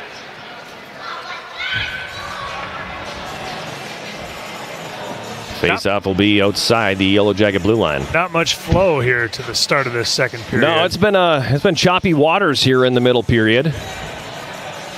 Eau Claire has the edge in shots, the edge in goals, the edge in the face-off circle this period. So let's hope we're not reverting to what we saw last evening here. Jackets win the face-off. Axel's pass picked off in the neutral zone. Gans will dump it back behind the Yellow Jacket net. Picked up there by Bergstrom. Up the left wing for Setter. It's poked off his stick, but Hoyard's got it in the slot. He tried to center. That was blocked by Axel. It comes back behind the goal. On the left wing boards, this is Bergstrom, and he'll flip to neutral. Hayek knocks it down, staying with it, though, Yarmolnik. He tried to drive it to the net, but it hit a skate, and the Blue Golds will play it the other way. It's going to come all the way down, and that's going to be icing. See if the Yellow Jackets can take advantage of an offensive zone face-off here the way Eau Claire was able to. 13:58 remaining. Second period, Yellow Jackets and Eau Claire tied 1-1 at Westman Arena in Superior. I am John Garver. He is Jason Roan. Abby Hoffman rinkside. Jackets win the face-off. The shot catches traffic in front. Pettersson on the doorstep tried to get a stick on it, but Hayek had him all wrapped up. And Guchar able to cover. Nice job by the Jackets, keeping it simple, getting pucks through, having traffic out front. Leads to a good scoring chance. Eau Claire going to change that forward group up here. Try a different mix against the same crew from UWS. Well, they had been on the ice for a little while, so I understand why they would make that change. Bergstrom's got it at the left point, walks it down, throws it in front, tried to get Pettersson for the redirection in front, but he was tied up, and back the other way Eau Claire now. Goes off the skate of Greer and into the Yellow Jacket zone. Eau Claire is offside, so the Yellow Jackets will get a free zone exit here if they so desire. Carson Riddle takes it, fans on the pass, but Axel able to get a stick on it and tip it into the Eau Claire zone. Puck immediately chipped back to center, and then Bergstrom gets run over. Blue Golds come away with the puck. Inglis on the left wing.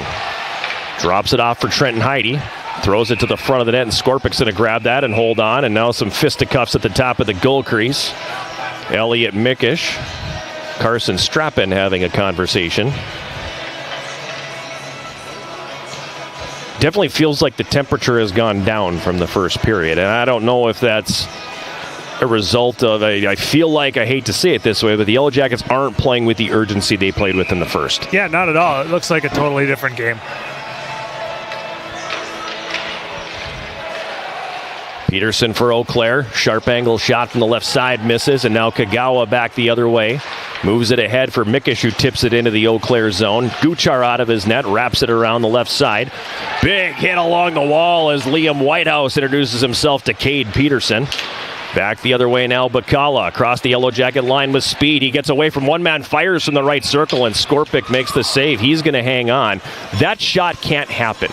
He got the puck in the neutral zone and stick-handled in, cut all the way to the right, and all the Jackets did was stick-check him. Yeah, part of the problem was that Whitehouse and Kagawa got tangled up with each other, and so they weren't really able to help defend there, and it became a one-on-one instead of a one-on-three, but still, way too good of a look there. Face-off, will be to Skorpik's left with 12:54 to play here in the second. Ryder's got it here for the Jackets. He'll go behind his net to Danziger. Now ahead on the right wing, Reed. Into the middle, Dauphiné. He gets across the Eau Claire line, but fanned on the pass. Blue Gold's clear. Jackets get it back. Larson on the left wing boards. Comes across the line. High slot. Dauphiné. Danziger the one-timer, and a glove save made by Guchar. Didn't get a lot on it, but I'll take that shot in that instance right there. Yeah, that was a good look. It was the right shot to take.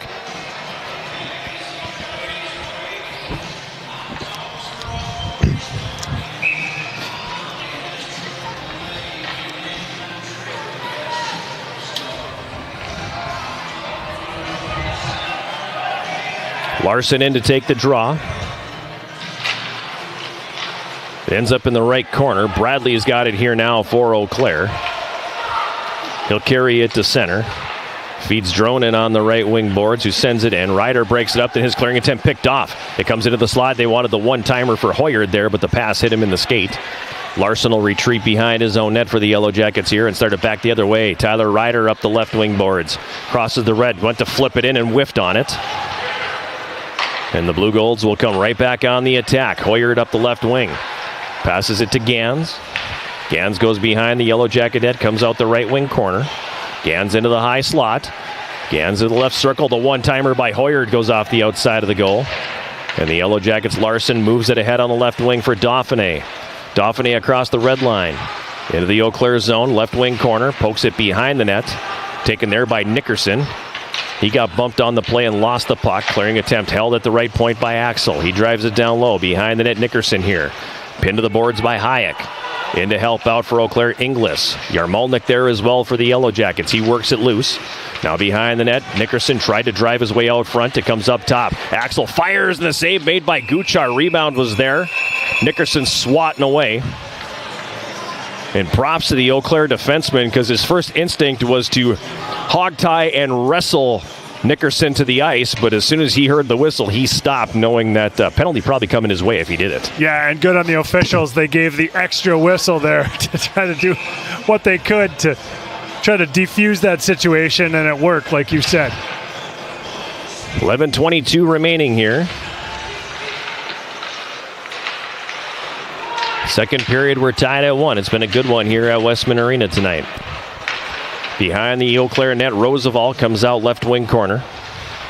Spins away from a checker now. Behind the goal, Roosevelt spins away again as Heidi shadows him. Goes down low for Riddle, who has to navigate referee Travis Alberg's skates. And the Blue Golds will come away at the puck and clear it out to neutral ice. On the left wing boards, Roosevelt gets it across the Eau Claire line. Jackets need to tag up. And that will allow Hayek to move it up ice. Strap in on the left wing, dumps it into the Yellow Jacket zone. Bergstrom on the left board, moves it to the middle now for Nickerson.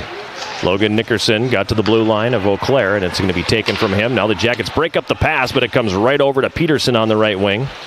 He'll float it into the left corner, Yellow Jacket zone. Axel there first. He'll run that one around on the left wing boards,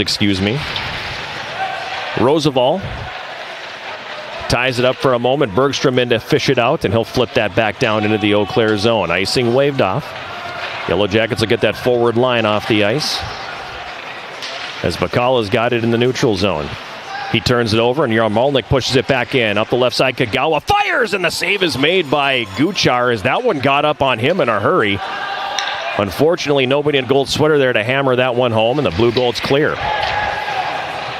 Bacala knocks down Gibbs behind the net. Yellow Jackets clear. In the neutral zone, this is Ganetz. Carrying it up on the left wing, and he'll dump it in. It comes around to the right corner, Yellow Jacket zone. Dronin tried to cycle that one down low. Now he gets it back. Check, that is not Dronin. That was Galenshin. His shot right circle misses wide. Puck driven back down behind the Yellow Jacket net. Comes up the right wing boards. Couple players go down. The puck comes to the line, and it's Kagawa. He gets it to neutral. Kagawa now over to the right wing for Reed. Cuts around one man. Reed cuts around another. Takes the shot and just misses wide. Some nifty stick handling there by A.J. Reed as he got his way around one man, then another, and found himself basically one on the goaltender there, and his shot just misses going wide to the left. Get the same gear the Yellow Jackets wear by visiting the Yellow Jacket Sideline store. Browse the latest styles of gear, including shirts, hats, sweatshirts, outerwear, and more. The Yellow Jacket Sideline store is available at uwsyellowjackets.com/shop. Yellow Jacket Hockey and Bills Distributing are partnering to benefit Folds of Honor for the 10th year in a row. Every time the Yellow Jackets score a goal at home, Bills Distributing will donate $20 to Folds of Honor, helping provide scholarships and educational assistance to the families of fallen or severely wounded servicemen and women and first responders. Kagawa doing a nice job elevating the game to his pace there. Even if he wasn't the one skating with the puck, He got it off the boards, took a couple quick strides, threw it to a spot. Reed was able to get to it, keep pushing that tempo. Like you said, nice stick handling by Reed to be able to dangle through a couple players and create a very nice scoring opportunity there.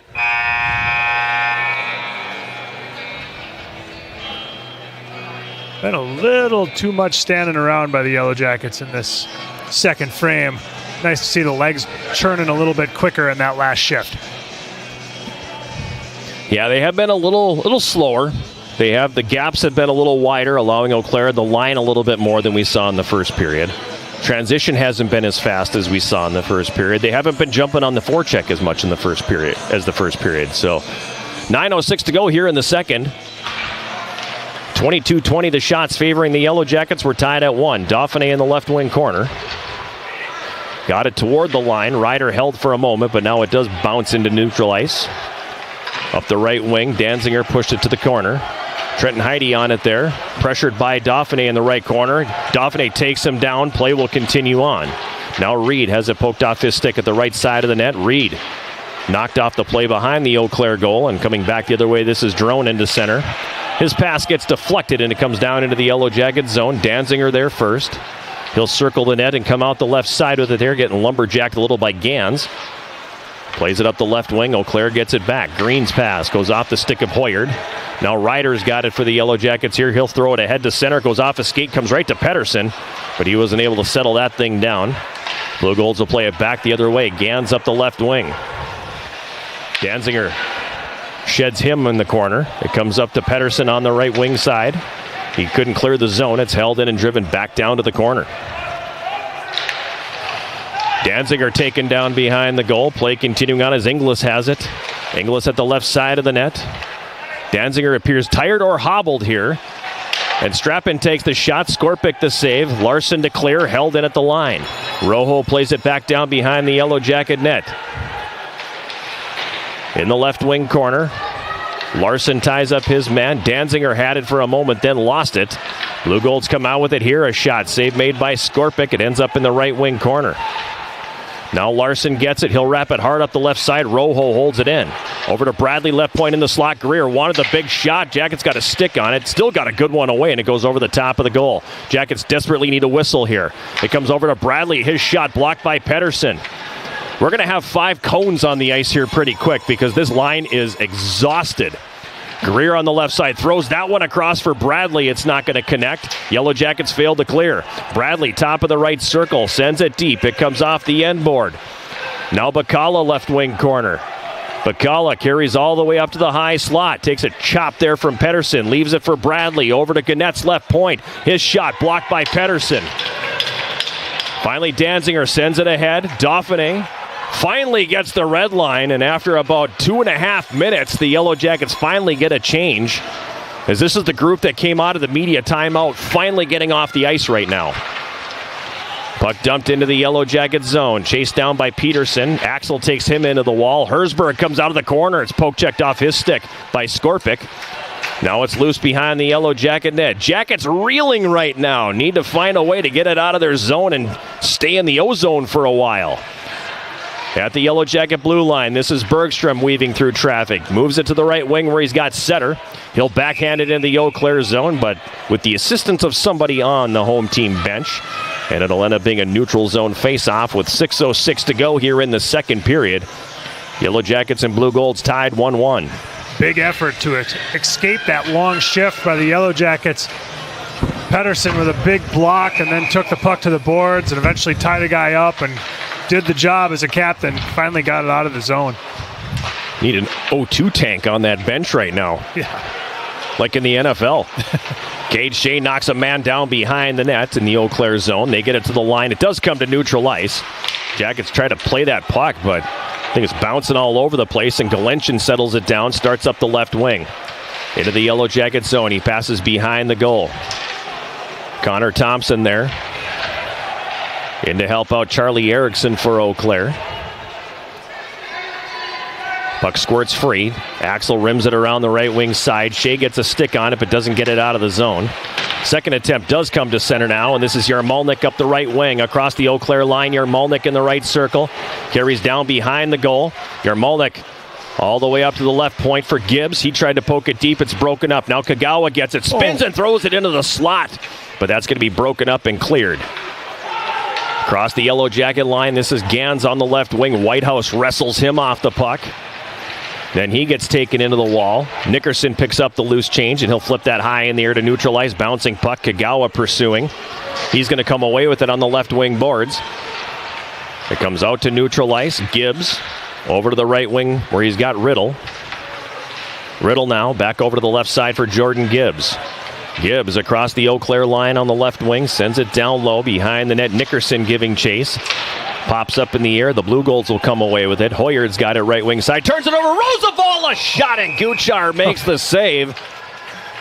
And he holds on to that as a pizza delivery to Daniel Roosevelt, courtesy of Dane Hoyard, but the Eau Claire senior goaltender up to the task. Roosevelt might have had a little bit more time than he realized when that puck popped out to him there, but still a great shot and a great opportunity for the Yellow Jackets to climb back in the lead. 4.5 minutes to play here in the second period. Shots 23-22. Yellow Jackets were tied at 1. Left wing corner, Roosevelt tied up. Jackets come away with it. Nickerson left circle, tried to take the shot, but had a stick on him, and the Blue Golds back the other way. Greer dumps it in. On the left wing, Strappin gets away from Danziger.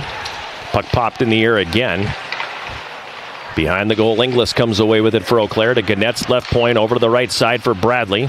Back over now, Gannett's into the high slot. Inglis takes a shot. It's blocked by Roosevelt, and that'll carry him to the neutral zone as we pass the 16-minute mark of the second period.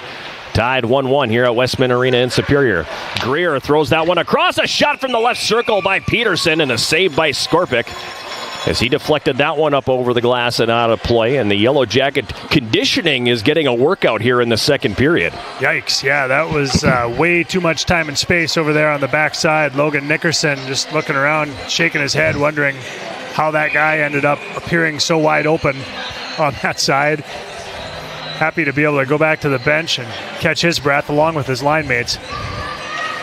Face off to Skorpic's right. Larson in to take it. It's won by Eau Claire. From the left side, a shot. That one sneaks behind Skorpic, and somehow the Yellow Jackets able to keep that one out as it snuck through, and Dusty Bergstrom dives into the net and pushes it back underneath the Yellow Jacket goaltender. I'm glad we cannot go to Toronto on this one. because I think that one might have snuck over the line. It was close. The goal judge did not turn the light on. I know he had the itchy trigger finger last night. I gave him a hard time today about it, but the light never did come on. But boy, it sure looked like that one snuck through. Rupe looked over at me and gave me the wow. So I have a hunch, it wasn't just me who thought that was a close one. Referee was right there though. I mean, he's in good position. Blue Golds win the face-off. It comes to neutral where Hayek's got it over for Heidi, and he'll dump it in. Skorpic out of the goal, gives to Axel, up the right wing off the foot of Pedersen, and it's going to be driven back deep. Getting behind the Yellow Jacket net. Bacala to the right wing corner, Axel shadowing him. Bacala all the way up to the line now before sending it down low to Inglis. Out front for Peterson. Cade Peterson on the right wing for Eau Claire, leaving it here for Hayek. Out front, uncovered on the doorstep was Hersberg, and Jan Skorpic says not now. It comes back up top. The shot taken by Heidi goes over the top of the net. Behind the Yellow Jacket net, Axel slides it all around to the right wing. Hayek giving chase. He's destroyed on the right wing with a good check there by Pedersen. Definitely got there before the football, so that would be a PI. Meanwhile, back the other way, the Jackets in the offensive zone. In the slot, a shot by Cade Shea, and the save made by Guchar. And then Shea gets pushed into the goaltender. The Blue Golds pounce. If they call Cade Shea for hitting the goaltender on that, Coach McKenna's going to get thrown out. Yeah. He's yelling at Sean Hauser to say, call it, because Cade Shea was pushed into the goaltender. Yeah, he stopped. He was doing all he could to not make contact there.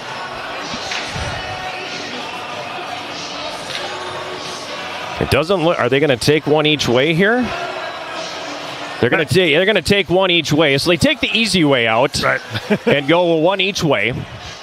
It's going to be A.J. Reed to the box for the Yellow Jackets.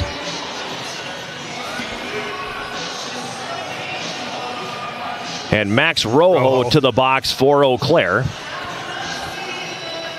17-18 the time of the coincidental penalties. So we'll be 4-on-4 here. I really don't like that. I mean, it's the easy way out. You even it up, but then, okay, now you know. Go ahead and push someone into your goalie. Unsportsmanlike conduct, the penalty on Reed, and I would assume the same for Rojo, as we're 4-on-4 here now.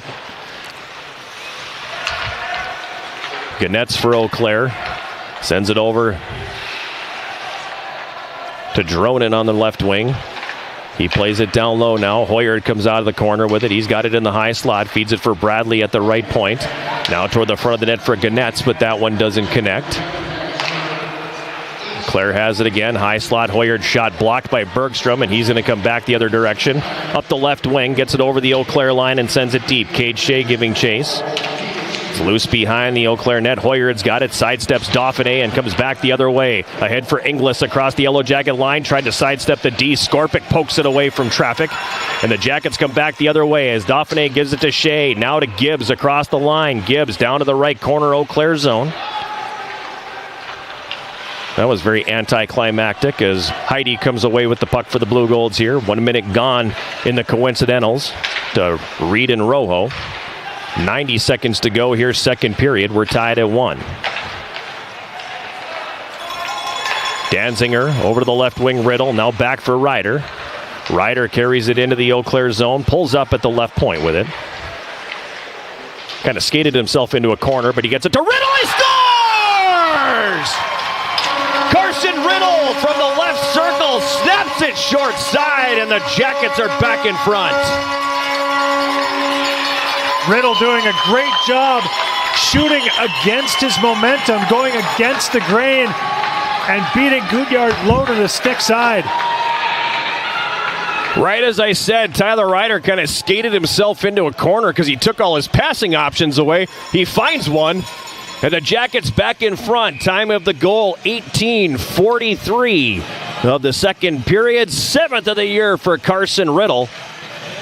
Jackets back on top. Just like I said about Ryder earlier, it's been a pretty good weekend for Riddle. Nice to see him get the payoff there. For Yellow Jackets, his 7th goal of the season, number 15, Carson Riddle. He gets an assist from number 5, Matt Danziger. That's now the Jackets back on the attack. Kagawa spinorama right circle, and Guchar forced to come out and jump on that puck. And we're going to get a face-off here in the Eau Claire zone. They said Danziger. I believe Danziger would get the secondary assist because Tyler Ryder definitely has an assist on that one as well. 14 seconds left in the coincidental minor penalties. 56.1 seconds remaining here in the second period.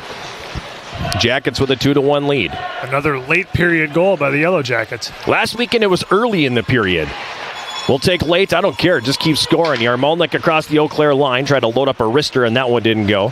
Now Nickerson on the left wing board has it. He's tied up and leaves it for Bergstrom. Bergstrom throws it across for Reed. A shot from the right circle, and the save is made by Guchar. No rebound there. And the only thing A.J. Reed did wrong there was be a left-handed shot. Right. Yep. I was thinking the exact same thing. Because if he's a right-handed shot there, he doesn't have to pivot to get it to his forehand. Right. And he has a lot more time to get that away and gets a little more mustard on it, too. Face-off controlled by the Jackets on the right side. Danziger down to the right corner. Yarmolnik behind the net. Nickerson to Reed, left corner. Penalized players are back on. It comes to Ryder, and he got the lob wedge out on that one and fired it over the top. Now in the left corner, this is Nickerson. Gives it down low for Reed. A.J. Reed knocked off the play by Easton Inglis. They tie up. Puck comes free behind the net. And Trenton Heidi has got it here, and he'll rip it to the line. Held in by Ryder. Nice pinch. Now it's Heidi again. That's knocked down as Yarmolnik's got it on the left wing. Yarmolnik tied up. Puck pinballs around, and the horn will sound, bringing this period to a close. And then Easton Inglis decides to throw one into Tyler Ryder. I'm assuming they won't take a penalty there, and if they do, they're probably going to try to do one each way, because that's apparently what we do now. Wow. But quite the finish to the period, because he had the good start for the Yellow Jackets, and then the middle part of it was kind of blah, and then they get it back here late. Yeah. A really good finish. Great to be going into this intermission with a 2-1 lead, because that was not a strong period of hockey by the Yellow Jackets. Eau Claire really asserting itself through most of that frame. So a key swing, and the Jackets definitely came out with some momentum after they scored that goal. It definitely had put a lot more jump in their feet and a lot more wind in their sails, and hopefully that translates into a good third period. We'll see. Yeah, this was like I said, the beginning. They had a decent start. Yeah. Because they won the draw. They got into the offensive zone a little bit. I jokingly said a minute in that they had more O-zone time in the second tonight than all of last night. And then they kind of went to sleep a little bit there, but I'll give them their props. They showed some guts again. If you're getting pushed around a little bit there, they showed some guts coming back, and then were able to get that late goal. And they go to the dressing room up 2-1 after 2, and I'm looking ringside. It doesn't look like Abby has anybody for us this intermission. So with that, we'll take a timeout, and we will come back with our second intermission, sponsored by Hovland Incorporated, right after this. You're listening to Yellow Jacket Hockey on 91.3 KUWS Superior and Yellow Jacket TV, an affiliate of the WIAC Sports Network.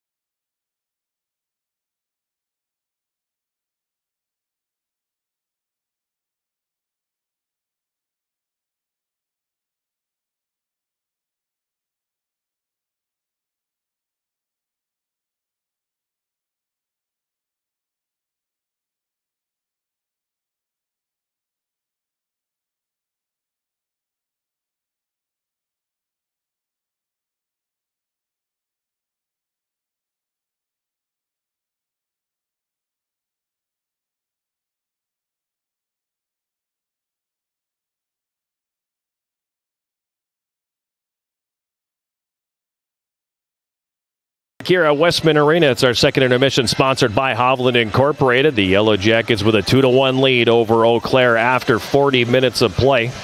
Shots on goal in the second period, depending on what you're looking at, because there's different ones all over the place. I'm going to go with what is on the live stats.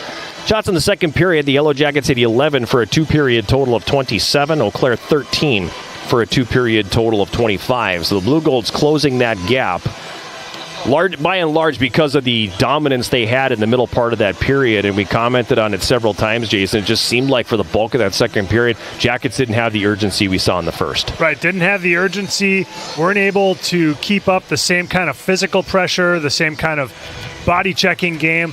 Seemed like the feet weren't moving quite as much in that second period until right at the end, and definitely led to a lot of possession, a lot of zone time for the Blue Golds, and fortunately the Yellow Jackets were able to emerge with a 2-1 lead despite all of that.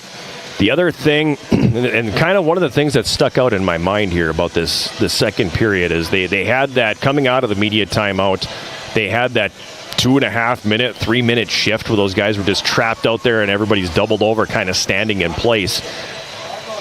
Colin Pettersson made that play on the right wing boards that relieved that pressure and kind of diffused the situation. I don't think you can overstate how important that play was. Yeah, just tremendous leadership, huge play in a huge moment, and that's what you need out of players like that, and that's why he makes such a big difference when he's able to be in the lineup for this team. That's something that won't show up on the score sheet, but it may have been a game-changing play. Ultimately, with the result of the second period, it was a game-changing play for the Yellow Jackets. And he's not on the score sheet aside from penalties here tonight, but No points so far, but again, his impact can't be overstated. Yeah, and you can see the Blue Golds, they know when he's on the ice, and they're cognizant of it when he's the one bearing down on them. They're a little more cautious. They move the puck a little faster. He makes an impact out there whether he has the puck or not. It was 1-0 Yellow Jackets after one on the third goal of the season from Tyler Ryder. Eau Claire tying it at 4:53 of the second period. 11th goal of the season from Nolan Greer. An absolute laser from the high slot. Yeah, absolutely perfect shot. Got that one on a tee and got all of it, put it right where he wanted it. That came after a sequence of 3 or 4 lost faceoffs in the D zone by the Yellow Jackets, and just a tremendous shot there and got the Blue Golds back to even. 1-1 at that point. Again, 4:53 of the second period. The time looked like we were going to go to the locker rooms tied at 1, but the Yellow Jackets were able to break through in the final 2 minutes again. In the first, it was at 18:47. In the second, it's 18:43. 7th of the year for Carson Riddle. Yeah, just a great shot here. He's been an impressive player all weekend, and when he gets an opportunity, in this case, he buries it, shooting against the grain there. Fantastic placement of that shot, and a big goal for the Yellow Jackets. Definitely lifted their spirits, you could tell. Okay, you said it against the grain. You talked about it. He was shot it against his momentum during the period when you described it. You said against the grain here. I want you to explain that. So Guchar sees that Riddle is moving across. Come over here so they can see you on the camera. So Guchar can see that Riddle is moving across. So Guchar is moving across with him, and Riddle is able to shoot against his momentum. Riddle's going this way, and he shoots against momentum, against the goalie's momentum, down low. That's a tough shot to stop, and it was just fantastic placement to be able to open the toe, even though your body's going this way, to open the toe and send the puck over there. It's great placement, goal scorer's goal. And he got a lot on it. Yes, he did. You know, because a lot of times when you're going against the grain like that, right, you can get it through, but it doesn't have a lot on it. Exactly. He had a lot on that one. You can put it in the spot you're trying to hit, but it comes in like a muffin, and that one was not a muffin. No, Riddle's 7th of the season. They announced the assist to Danziger. I see they did fix it. Roosevelt and Ryder getting the assists on that goal, and that's a big one for the Yellow Jackets here with just 1 minute and 17 seconds to play in the second period to put them back in front. On the season, when the Yellow Jackets are leading after 2, they're 9-0. So they are a team that when they have the lead after 40, they know what to do with it. And it's not like they're leading games 5-1 after 2 periods. This team has been mired in close games this year. I mean, they've played 13 games. This is game number 21. And they have played 13 games this year decided by 2 goals or less. Yeah. Actually, no. That would be 15 games if you count the 2 ties. So 15 of the 21 games decided by 2 goals or less. They're battle-tested when it comes to playing tight games. Yeah. The key, in my opinion, and I'm no expert, but the key, in my opinion, here is how are they going to come out? Are you going to play this third period to win? Are you going to play this third period not to lose? Yeah, and tonight they need to win. They need to win, and we've seen this team play not to lose in this situation over the course of the year. How are they going to come out? Yeah, and that was what I didn't really love about portions of that second period, where it just seemed like it was very passive again. More of what we saw last night. It was like, no, let's come out and attack. Let's come out and attack physically. I mean, not in a stupid, dangerous way where you're going to take penalties, but let's be on the attack physically. Let's be on the attack, thinking offense, and try to extend this lead, not try to just hold on to this lead in the third period. Penalties in the game so far, 3 penalties for 6 minutes on the Yellow Jackets. Eau Claire just 1 penalty for 2 minutes. The Yellow Jackets are 2 for 2 on the penalty kill, and have yet to see a second of time on the power play, which I know if the coaching staff gets a spare second before the start of the third period, might just casually mention that we're going into the third, we haven't been on the power play yet. And that's the other aspect of why you want to come out playing assertive. Because if you just try to rope-a-dope, you're less likely to draw penalties too. But if you come out assertive in this period with your feet moving in all 3 zones, there's a much better chance that you're going to get that even-up call that you're hoping for, because you're going to be moving and driving the play and possessing the puck more. 2-1 Yellow Jackets after 2. We'll take a break and come back with more of our second intermission, sponsored by Hovland Incorporated, right after this. This is Yellow Jacket Hockey on 91.3 KUWS Superior and Yellow Jacket TV, an affiliate of the WIAC Sports Network.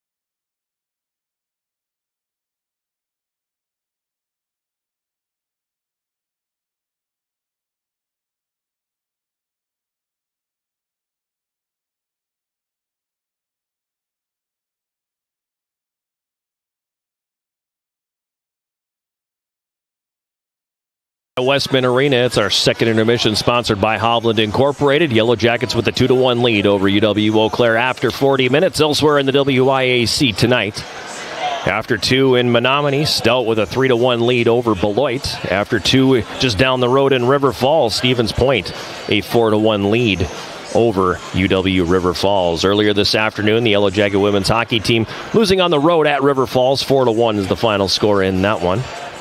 That is the number 1 team in the nation, UW River Falls, and the Yellow Jackets done with them for the regular season anyway.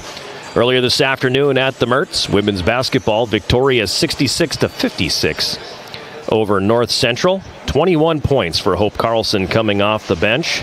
21 points in 22 minutes. Also pulled down 5 rebounds, had 4 assists. And why not throw a steal in there for good measure, too? She led all scorers. Yellow Jackets also got 10 points apiece from Maddie Riot and Charlotte Firstel.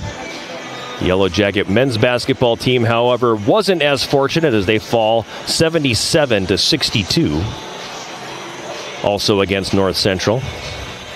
They were paced by Evan Bennett, who had 19 points, as well as 7 rebounds.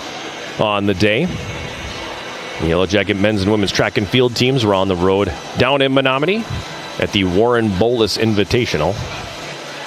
And I'm wondering what's going on with the scoreboard, because as the second period ended, the clock went off. Right, like blacked out. Yeah, and now it appears that they were having some difficulty getting the thing to run.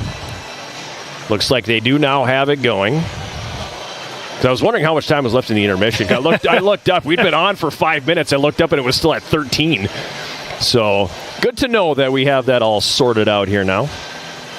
But I believe that also gives us an opportunity to talk about, maybe something that might have happened today. What do you got? Absolutely. So on this date in hockey history, and I can tell you, we've never gone back this far on this date in hockey history, because tonight we're going back to the invention of hockey? The almost invention of hockey. I mean, the origin story, that kind of makes me nervous because there are a lot of different... There's some different, opinions on where it really started.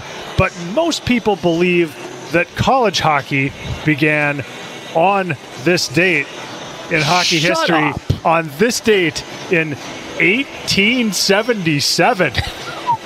So wow. We're going to Montreal, not surprising. Yep. And McGill University, which was really played a major role in the early codification of like actual rules of the game, sort of as the way we know it. The students at McGill formed a hockey team. They helped create the rules. And on this date in 1877, that college team played its first ever game against an aggregation of players from the Victoria Rink in Montreal. The final score of the game was 2-1, and it has gone down in history as what is kind of known as the first ever college hockey game. Interesting. And also the rules of that game were, again, kind of established by that group of college players. And we have a copy of the rules here, and it's some fantastic stuff. They use the word bully to refer to a face-off. And so 1877, the McGill rules of hockey here. Rule number 1, the game shall be commenced and renewed by a bully in the center of the ground. Okay. And I think we should go back to calling it a bully rather than a face-off. It's just so much better. So tonight, I'd like to point out that in the bully circle, the Yellow Jackets have a slight edge, 26-25, and it's been a much improved evening in the face-off circle compared to last night. But henceforth, it's the bully circle in tribute to the very first college game played on this night in 1877. That's tremendous. That's a really good one, and it kind of segues it. It's not a segue into anything I was going to talk about, but as you started describing this, it segues beautifully into something that I was going to bring up, because we are nearing the 100th anniversary of the first ever Yellow Jacket hockey game, and it was played in January of 1928. So right around 2 years from now. And I don't know the exact date. Haven't been able to dig that up in the research. But they played Duluth Cathedral High School. Okay. Was the first game there. And go Toppers. Go Toppers. And I don't know if they won or not. Haven't been able to find the date or the result, just know that they played. The second game was also against Cathedral. Superior won that one 3-2. Okay. Don't have the date on that one. Also that season, so both of those games in that inaugural year? Yes. Yeah. And outside, I would assume. They were Yes. They were 1-4 in that first season. Okay. The one win coming over Cathedral High School. They lost to Duluth Central twice, and they lost to the Eveleth Junior College as well. Which was a dominating force. Yes. In early college hockey. It was. I mean, we're talking like Frank Brimsick, right? And only nerds like us would know this, right? But yeah, that was a very powerful team, and they beat the Yellow Jackets 6-0, sometime in late February of 1928. But you look at some of the names of these teams that they played. They played the Superior Curling Club. They played Two Harbors. They played the Superior Tidal Oils. So the local Superior team sponsored by Tidal Oil. I don't know if that is an early incarnation of either like Amsoil or Enbridge or Synovus as we know them today. But the oil company won that one 2-1. I think the Superior Cyclones, we wiped them. This is in 1937, however, but we wiped the Superior Cyclones 8-1. Lost to the Superior Police, but that was maybe a good idea. Yeah, you don't want to beat the cops. You don't want to beat them. You don't want to beat the cops. No. We lost to them twice that year, but we beat the Superior All-Stars. Yeah, that's okay. I mean, researching this has been a blast. Right. And it's something that's like 25 years in the making for me when I have a little bit of time, which isn't very often. I like to go back into the old editions of the school paper and the old yearbooks and see what I can kind of piece together.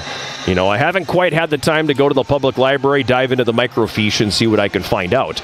But seeing that we got beat 18-8 by the Ironwood Jets in 1955, and I think the favorite team that we ever played, and I don't have the actual name written in one of these years, which is really unfortunate because it's a great one, but it's like I think it's the Cyclones, the Superior Cyclones that they beat in 1930, Valentine's Day in 1937. They're like the Superior Swamp Sextet Cyclones. Oh my, that's a mouthful. So you've got seven players from the Swamp that call themselves the Cyclones, and that's a team that the Yellow Jackets beat 8-1 way back when. That early history of college hockey is interesting because obviously it was subject to the weather. Yep. Because largely it was played outdoors for most of the teams through the upper Midwest, and also then subject to some of the challenges that came with the Great Depression. Yep. The war, and it really had an outsized effect on college hockey, both on the men's side and the women's game. Right. Which in the 1920s, the women's college hockey game was emerging. There was a group playing at the University of Minnesota in the Twin Cities, and then women's hockey really faced a complete total shutdown for decades after that. Right. And so college hockey has had more of a struggle through those early years to be established, but I think it just kind of speaks to the grit in the game that it was able to persevere through all that and emerge to what it is today. I can remember looking through one of the early articles about those games in the 1920s, and they when they first fielded the team in 1927, they couldn't play until January of 1928 because it was too warm and they couldn't get ice. Right. And that happened a couple times in there. And then the Depression happened, so you lost hockey in the early 1930s. Then it came back. Then the war happened, and you ended up losing hockey again, for many, many years until you came back to it in the 1950s. And that is something which we're going to get to talk about a little bit next weekend because our Where Are They Now is going to feature a goaltender from the 1950s. So this is going to be some fun. Fresh 20 on the clock, 5-on-5 hockey to start, and we are underway here at Westman Arena. The Yellow Jackets win the opening face-off of the third period. It gets dumped into the Eau Claire zone. Guchar wraps that around the left side. Eau Claire will pick it up and come to center. This is Inglis on the left wing. He gets around Larson. He has it left circle, takes a sharp angle shot, and the save is made by Skorpic. Larson picks up the loose change, and he's going to clear that back out into the neutral zone. A.J. Reed on the left wing throws it to the middle. Larson with a great job to settle that pass down, but Eau Claire will come away with it here. Heidi dishes off to Inglis on the left wing. A shot, and Skorpic will make a stick save and deflect that one up into the netting. And we'll get a face-off in the Yellow Jacket zone, but that's a smart play by Jan Skorpic right there. Yeah, he's done that several times tonight, directing pucks out at the most opportune times when the Yellow Jackets needed a line change, needed a stoppage. He's been able to deliver it. The bully will be to his right. Yes. Let's have a bully. Eau Claire winning the bully. Jackets come out with the puck, however. It's Carson Riddle to center now. Riddle across the red, dumps it in, but puts it right into the glove of the defender. Now Roosevall's got it, top of the right circle. Over to Axel, a one-timer from the left side, misses wide. Pedersen behind the net, leaves it for Carson Riddle. Riddle now, back out front. Pedersen on the doorstep. A shot and a save is made by Guchar. And he's going to hold on to that. And that was...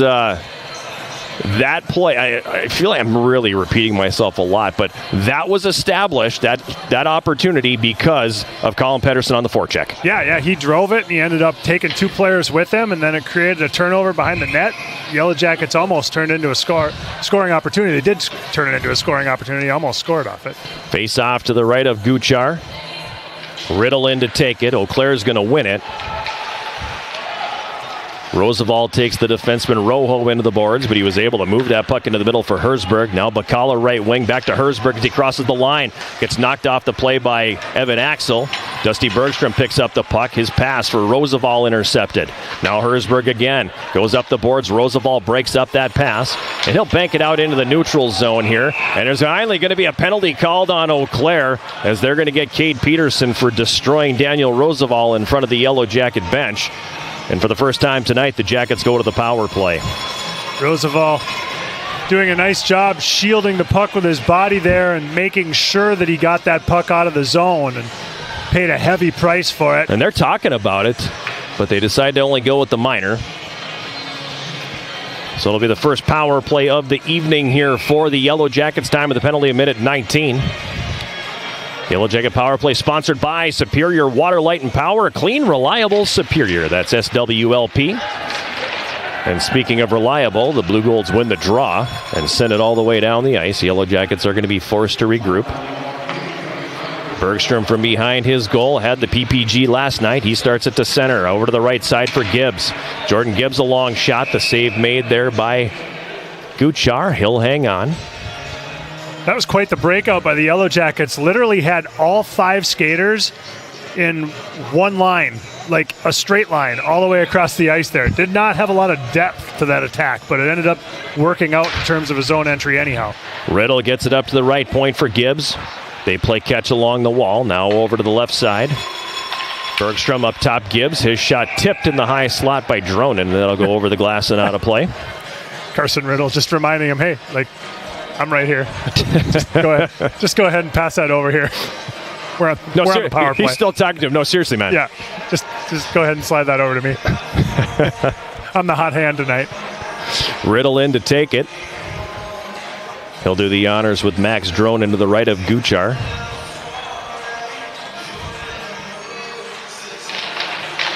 Jackets win it clean. At the left point, Bergstrom. Now Riddle has it left circle into the slot. Wanted Dauphin in that bumper position, but that was broken up. Now Nickerson's got it in the right corner. He's pressured there. Jackets don't have any support. Hoyard comes out with the puck and then turns it over. Riddle pokes it into the high slot, but the Blue Golds are going to come away with it shorthanded. This is Hoyard. Hoyard on the right wing. Knocked off the play nicely by Jordan Gibbs. Puck is underneath Hoyard still, and finally it comes loose. Jackets back it up for Riddle, and they will commence a line change here with 50 seconds left in the power play. 17.5 to go third period. Jackets up 2-1. Tyler Ryder from behind his goal. Over to the right wing. Axel into the middle now for Reed across the Eau Claire line. Reed floats it over. Roosevelt on the left wing boards. Tried to go to the point with it, but hit himself in the skate. Comes around to the right wing side where Reed's got it quickly to the right point. Axel had to try to settle a pass down that came about 10 feet and 100 miles an hour. Jackets back the other way now. Roosevelt left circle fires, and a glove save made by Guchar. And we'll get a face-off here again in the Eau Claire zone. 23 seconds left in the Yellow Jacket power play. 17:04 to go in this third period. Jackets up 2-1 on goals by Tyler Ryder, his third, and Carson Riddle, his seventh. At the left point, Ryder. Left circle, Roosevelt. Again to Ryder, and I think he started running before he had the ball, and it got by him and comes all the way down. Just 10 seconds left in the power play. Ryder's pass was errant, and it comes all the way back down behind the Yellow Jacket net. Peterson's going to exit the penalty box. We're back to 5 skaters apiece. Nice play on the right wing boards there by Yarmolnik to send it ahead. Roosevelt across the line takes a shot. It's deflected wide. I think the Jackets got away with an offside on that rush. In the left wing corner, Yarmolnik pins his man to the boards. Roosevelt in there as well. Yarmolnik is down. The puck is coming out, and the Blue Golds have it as they come to center 4-on-3. Strappin dumps it into Yellow Jacket territory. Whitehouse has it here. He went to clear, and it goes off an Eau Claire stick up into the netting, and we're going to get a face-off with 16:10 to go here in the third period. Not a bad start here for UWS in the third. I wouldn't say they've come out and set the world on fire with assertiveness, but they certainly haven't been passive. They've done the job. It helps when you have a power play. Yeah, helps when you have a power play. A good first 4. A good first 20%, if you will. Yes. If you're trying to break it up into segments. The bully to the right of Jan Skorpek. We'll get that in a few times now for the rest of the season before I forget about it during the summer. Danziger up the left wing, backhands that in. Dauphiné was a mile ahead of the play offside, so the Jackets have to tag up. Heidi comes out with it here to Herzberg on the left wing. He comes across the Yellow Jacket line, a rising shot that misses high. Peterson on the right wing sends it back down low for Herzberg. He's pressured by Danziger. It gets to the line. At the left point, Heidi mishandles. Pettersson pushes him, but not before he got the puck down to the left wing corner. Pettersson without the lumber now, so it's 5-on-4.5 basically. Kagawa's got it left wing. He flips to neutral ice, glove down there by Peterson. Bakala now comes into the Yellow Jacket zone left side, cuts it to the middle, has it poked off his stick by Setter. Liam Whitehouse now leads it ahead. Andrew Larson up the left wing, crosses the Eau Claire line. He tries to drive it to the net, but that's not going to go. Larson in the left wing corner, doesn't know where it is, and it was in his skates. He just kept spinning around, and the puck just stayed in there. Now behind the goal, it's played ahead on the left wing, tipped into the Yellow Jacket zone. Connor Thompson gives chase. Bergstrom getting there first as we pass the 5-minute mark of the third period. Yellow Jackets up 2-1. Now it comes back behind the goal. Taken here by Axel. Moves it ahead in the neutral zone. On the backhand, Larson lofts that one to the left wing corner. Setter gets there first. Bradley ties him up. Dauphiné in to help out. It worked free. Now Galenshin on the right wing for Eau Claire. Goes to clear. That hits Carson Riddle, but it does carry him to neutral ice. And then Thompson will dump it into the Yellow Jacket zone. Tyler Ryder behind his net. Dishes off on the right side. Danziger ahead for Setter, and he'll dump it in. Nickerson giving chase. He comes out with the puck left corner. Now he's tied up by Dronin. Puck kicked down to the left wing corner. Riddle's got it there. He's getting worked over by Rojo. Dronin kicks it up the boards. Yellow Jackets break that one up. And Nickerson plays it back behind the Eau Claire net. It comes over to the right wing side. Good pick play there. Allowing the D-man to try to clear, but Danziger knocks it down and holds the zone. Then it's swept off his stick, and Eau Claire back the other way. Heidi leads the rush, gives to Gans on the left wing, and he'll dump it in. Behind the Yellow Jacket net, Ryder comes away with it here, and he'll flip that out into the neutral zone. Bouncing puck knocked down by Ganetz. They catch the Jackets in a change. It's Gans. Shot from the left circle, blocked by Tyler Ryder. Hoyard behind the goal, gets away from Ryder. There's a great pick behind the net by Gans. And the puck comes into the slot. Hoyard, the one-timer, he scores.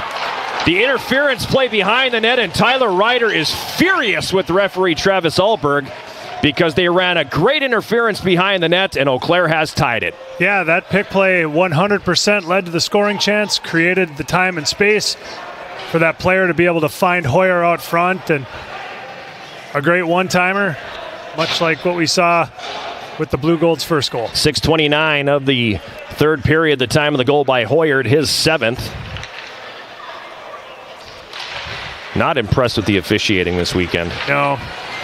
Jackets win the draw and dump it back in, and we're going to get a stoppage and an offside. The faceoff will come back outside the Eau Claire blue line. And typically Travis Alberg is one of the best officials in Division III. But it's really unfortunate that a call like that right in front of him gets missed. I mean, that was blatant interference. Number 39, Dane Hoyard. He got an assist from number 18, Logan Gans. That's Hoyard from Gann's the one who ran the pick behind the net that didn't allow Tyler Ryder to pursue the puck. Face-off will come back down in the Eau Claire zone now. 13-12 to go here in the third. Shots 30-28. Yellow Jackets were tied at 2.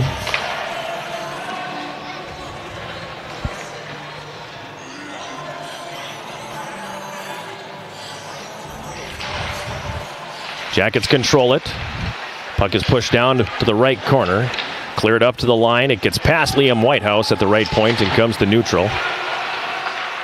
Now Ganetz over to Bradley on the right wing boards. Back to Ganetz as they play catch inside the Eau Claire line. Ganetz up the left wing across the red, and he'll flip that in.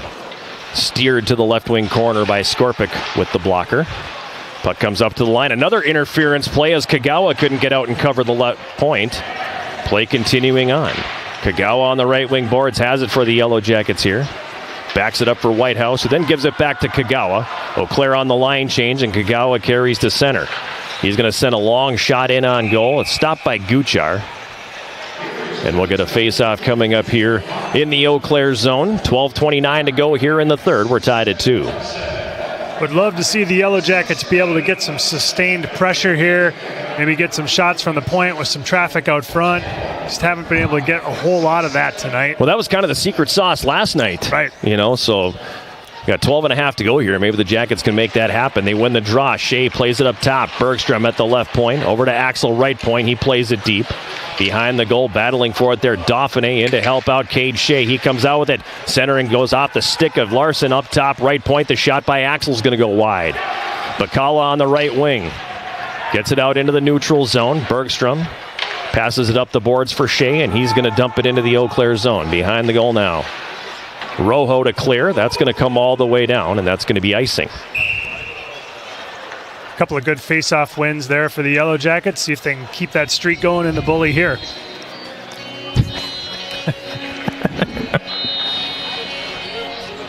Anybody who wasn't listening to the intermission is really confused right now. What are they talking about? They are really confused right now. Don't miss the second intermission on Saturday night. Home games only. Yes. Puck is cleared up to the line. Gets past Danziger at the right point and comes to neutral ice. Ryder wanted to send that one up on the right side for Pettersson, but it got blocked. Now Ryder tries the left wing where he's got Roosevelt. Ahead at center now. Pettersson to Riddle. He gets knocked down. And the Blue Golds are going to play that all the way back down the ice, and it'll once again be an icing call.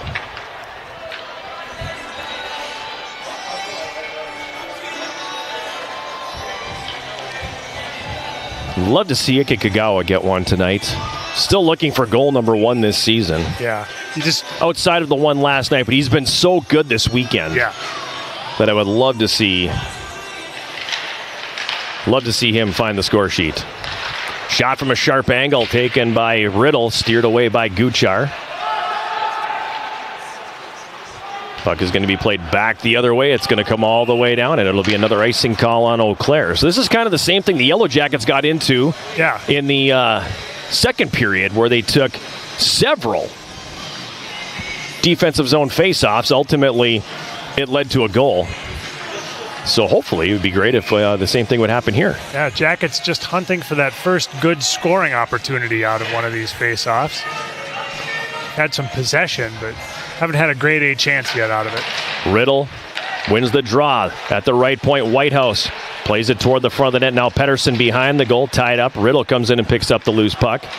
Riddle sends it back up toward, or was going to go up top, but instead comes back down. Now a shot from the left circle by Roosevelt, and that one just misses. In the right wing corner, Roosevelt spins from a check. It comes behind the goal. He's tied up. Puck played up to the left point. Gibbs knocked off the play by Bacala, and the Blue Golds will exit the zone with Rojo leading the rush, and he'll backhand that down into Yellow Jacket territory. On the right wing in the neutral zone, Pettersson tied up. Charlie Erickson for Eau Claire dumps it back into the Yellow Jacket zone. Connor Thompson giving chase. He wrestles Jordan Gibbs to the ice. Play continues on. At center, Ganetz dumps it in. Gibbs giving chase. He gets there and moves it behind his own goal for Whitehouse. Whitehouse up the middle. Setter forced to contort his body in an interesting way to tip that to the neutral ice. Puck is dumped back down into the Yellow Jacket zone. It's going to be cleared out to neutral ice again. And Eau Claire again will flip that back into Yellow Jacket territory. So props to Eau Claire there because they weathered the storm of the defensive zone faceoffs and then have had some sustained pressure in the offensive zone here. However, it's in the Eau Claire zone now. It comes left circle center with a shot save made by Guchar. Rebound goes to the left side again. Setter pokes it up to the blue line. At the left point, it's Bergstrom. Right point, it's Axel. Walks. Shot tipped in front by Yarmolnik, and it just misses. Now behind the goal. Coming out with it, Nickerson. Left circle tried to turn and shoot, but it was blocked.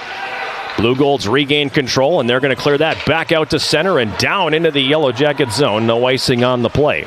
Circling back behind the goal, it's played ahead on the right wing.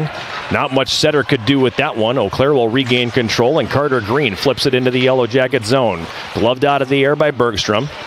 Plays it over for Axel now, and he'll clear it to center ice. Dronen gets it back for Eau Claire. He dumps it in, gloved down here by Bergstrom. Feeds it to the left wing where he's got Axel. He'll cross the red and dump it in. It comes around behind the Eau Claire net to the right wing boards. Dauphiné tied up his man. Puck kicked off the wall. And Gans with speed to center. Gans stripped of the puck at neutral ice by A.J. Reed. And then his poke checked off his stick. Pops up in the air. Larson got it across the Eau Claire line, but that's it now. And the Blue Golds Green will come back the other way. That pass ahead for Gans doesn't connect. Inglis gets there first. His pass intercepted on the left wing boards, and it's going to be played back out into the neutral zone. Again, Gans quickly on the left wing into the Yellow Jacket zone. 9 minutes to go here, third period. We're tied at 2. Reed up on the left wing, sends it deep. It comes back behind the goal. Greer to clear it. Bounces over the stick of Larson, and that's going to come all the way down. Icing waved off. Behind the Yellow Jacket net, Gibbs comes out with it here. He plays it ahead on the left wing. Overskating it was Roosevelt, and Inglis back the other way. Jackets break it up at the line. Now Gibbs. Ahead on the right wing, out of the reach of Pettersson. Gibbs will rotate it over to the left side now for Whitehouse. Pass up the middle. Riddle tips it into the Eau Claire zone. Rojo giving chase. Pettersson watching him. He'll leave it for Ganetz behind the net. Up for Strappin on the left wing. Now for Bacala, and he'll dump it in. Really good pace here right now, too, and it's end-to-end as we near the 12-minute mark of the third period. Trenton Heide in the neutral zone. Passes that one up the left wing. Herzberg's feet across the ice. Tipped back behind the Yellow Jacket goal. Bacala tied up there by Bergstrom. Peterson digs it free. His pass goes off of a stick. It was Logan Nickerson who got a stick on that, and the puck forced all the way back down into the Eau Claire zone. Trenton Heide feeds it for Peterson on the left wing to Herzberg. Now over to the right side. Carter Bradley into the Yellow Jacket zone. Bradley carries it down low, tried to center. That's blocked by Tyler Ryder. Yarmolnik picks up the loose puck, throws it up the right wing boards, and it gets to the line, but not out. Ryder again for the Yellow Jackets will retreat behind his net. Over to the left side for Cade Shea. He clears. In the neutral zone, Galenchin. His pass intercepted. Shea across the red line. He'll dump it in. Yellow Jackets will change. Rojo sends that one around on the left side. Thompson tips it to the middle. Yellow Jackets break it up. Now it is going to be cleared. As we pass the 13-minute mark of the third period, Yellow Jackets and Eau Claire tied at 2. Behind the net, Green. Up the right wing boards, Galenchin. Larson knocks him off the play. And we're going to get a whistle and an offside call on UW-Eau Claire. You downloaded Swarm Central, the official rewards and loyalty app of the Yellow Jackets. Get started and receive 200 points for registering and 200 more for downloading the app.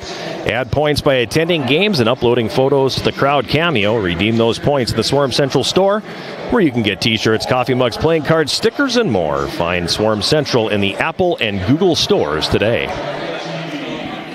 That media timeout got deep into the third period there. A long segment of play. Yeah, that was a good stretch, and like I said, it was end-to-end, too. I mean, there was a lot of good movement there. Neither team sustaining a forecheck. I mean, you're getting down maybe a shot, but by and large, it's been dump it, cleared out, and get it deep at the other end. It's interesting. It's a different style than when you and I were growing up in the game. I mean, you see guys F1s peeling off, not taking opportunities to hit. It's different.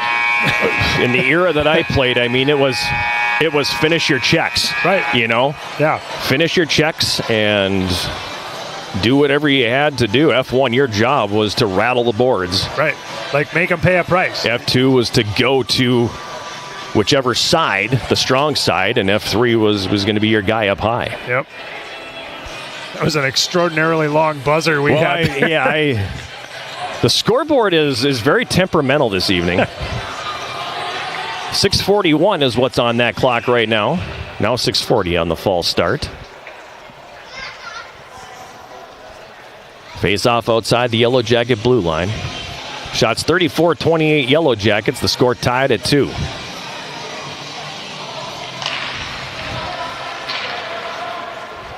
Behind the Yellow Jacket net, Ryder's got it here. Ahead on the left wing. Larson picks up speed through center. In the middle for Dauphiné. Dauphiné's got a step, a shot left circle, and Guchar makes the stop. A.J. Reed and Andrew Larson looking for the rebounds. Much like last night in the shootout, unfortunately, the puck was rolling on edge there on Dauphiné, so he wasn't able to get off quite the shot that he wanted, but still a good chance. I always tell people, though, if it's on end, shoot it. Right. You never know where it's going. That puck is on end. Take the shot. Scoreboard just blacked out again, so we're going to have a little bit more of a delay here. Typically this is what happens at the gym. Because the gremlins in the scoreboard at Mertz Mortarelli Gym, I mean, that in my sports information days, that was like one of the biggest nightmares, was what's going to happen with the clock, what's going to happen with the shot clock. It was well known that we had scoreboard difficulties down there for years and years and years.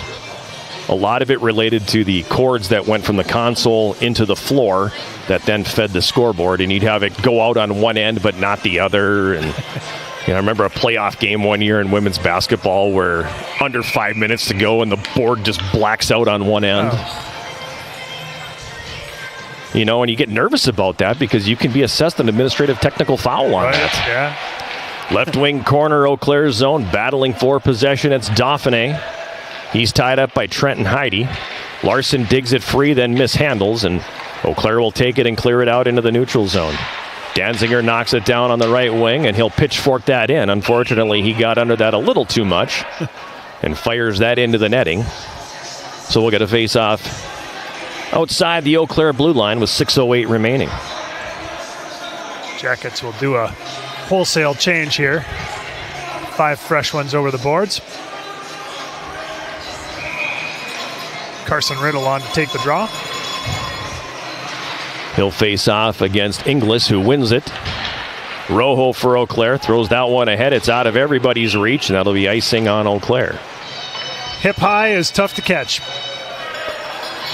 I mean, you can put your body in front of it, but you're going to get run over. Right.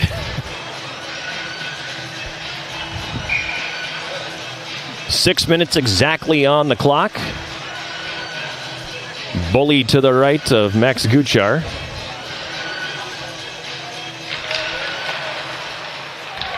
Eau Claire wins it. Rojo pulls it out of the scrum. And he gets it to neutral, but he whiffed on it a little bit, and Evan Axel will dump it back in. Jackets have to tag up as Pedersen was engaged with a player. Now on the left wing, Strappin dumps it in. Skorpic out, plays that away from trouble. On the right wing boards, Pedersen ties it up in his skates, tries to get it out, but it doesn't leave. Heidi holds it in at the left point, then his pass comes out, and it's going to be an offside call on Eau Claire with 5:31 remaining.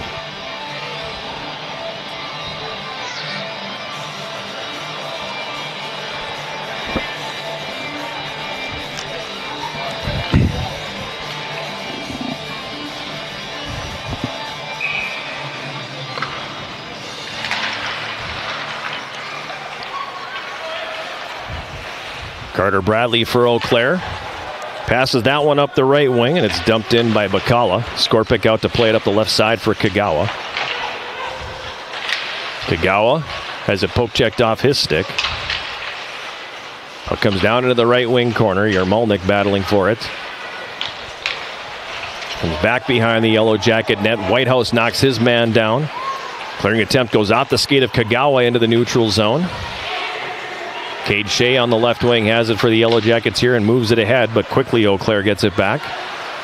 Bacala across the line, throws that one across. Wanted Peterson coming down the slot, but the Yellow Jackets get a stick on it. Now Yarmalnik has it here. Up the left wing, Kagawa. That one slides off his stick. That's some wicked spin on it. Big check in the neutral zone as Bacala and Whitehouse collide going after a loose puck. Liam Whitehouse taunting Bacala a little bit. Whitehouse got the headgear knocked off, and that's why he had the stoppage in play. They both went down, they both got up, and Liam Whitehouse with the muscle flex. I don't know if that's as much of a flex as he thinks it is, but, because he went down as well, and he lost the helmet, but... Good bump, though. Some good theater there. It's good hockey, we like it. Rojo's got it for Eau Claire. He fires it in. It comes off the end boards to the right wing. Danziger to clear. It's knocked down. Now Ryder behind his net. Feeds it ahead on the left wing. Dauphiné. Dauphiné for Reed across the line. A.J. Reed left wing side. Has a puck taken away from him. Then he absorbs a cross-checker 5 from Rojo. And now it's down back behind the Eau Claire net. Trenton Heidi flips that one up the left wing. Gans rink wide on the right for Dronin. Dronin across the line as the 3-on-2 develops. Gans takes the shot, saves Skorpic. It went off the glove over the top of the net. Now Hoyard from behind the goal throws that one into the slot, and the Yellow Jackets are going to be able to clear. They dodged a bullet on that one. Yikes. Gnetz has it for Eau Claire. Carries it all the way over to the left side. Now sends it deep. That's going to come down into the Yellow Jacket zone. Icing waved off. I don't think they like the route that Danziger took to that one. Meanwhile, Jackets back on the attack. Pedersen dumps it into the Eau Claire zone. Guchar out of the net. Roosevelt engages him along the end boards. Puck tied up in the skates along the kick plate. Pedersen works it to the left wing corner. Riddle giving chase as well. Riddle swipes it free. Pedersen the shot. That catches Gnetz in front of the goal. Now Bradley for Eau Claire. Up the right side, Riddle knocks it down. Puck comes out to neutral ice. And on the right wing, Pedersen gets it in. There's like 4 straight guys, and nobody got good wood on that one at all. And finally, the Yellow Jackets were able to dump it all the way in. Under 3 minutes to play here in the third period. Yellow Jackets and Eau Claire tied 2-2. On the left wing boards, now here's a steal. It's going to be Nickerson. He tried to slide it under Gnetz, but that one doesn't go. And Eau Claire back on the attack. They fling that one down into the right wing corner. Strappin gets there first. Behind the net for Inglis. Jackets break it up, and now Liam Whitehouse comes back on the attack. His pass broken up and driven back down right corner. Behind the Yellow Jacket net, this is Gibbs up the right wing side for Nickerson. He clears.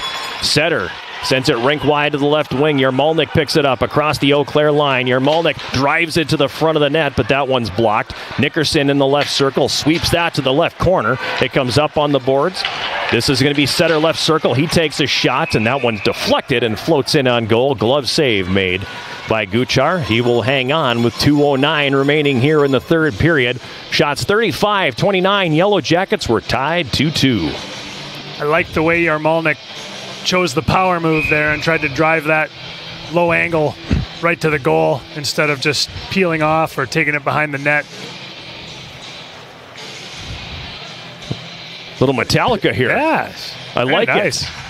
No, wait, Georgia. Little Metallica. Good for you.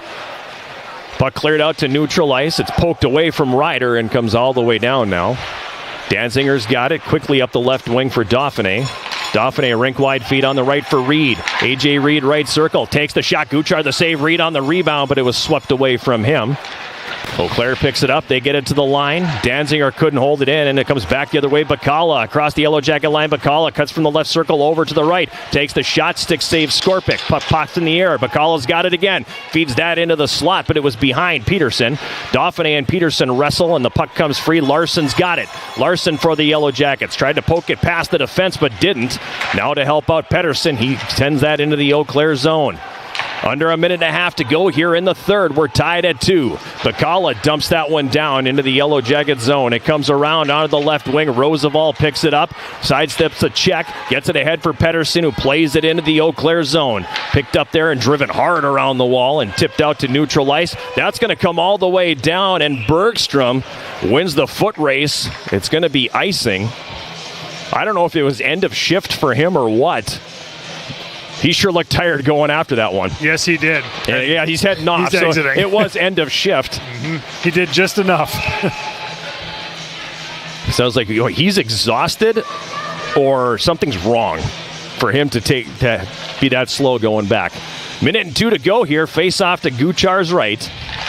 Jackets win the draw. Ryder took the shot but didn't get anything on it. It was blocked. Now Roosevelt sends it back down low with under a minute to play in the third. In the right wing corner, Pettersson tied up in to help out Riddle, but the Blue Golds come out with it. Now Riddle with the steal. Riddle's got some room. He's got it in the high slot now, settles the play down and then fires it deep. Behind the net, Pettersson for the Jackets. Kicks that back to the left wing corner. Roosevelt giving chase, breaks up the play, but the Blue Golds get it back and clear. Danziger for Tyler Ryder.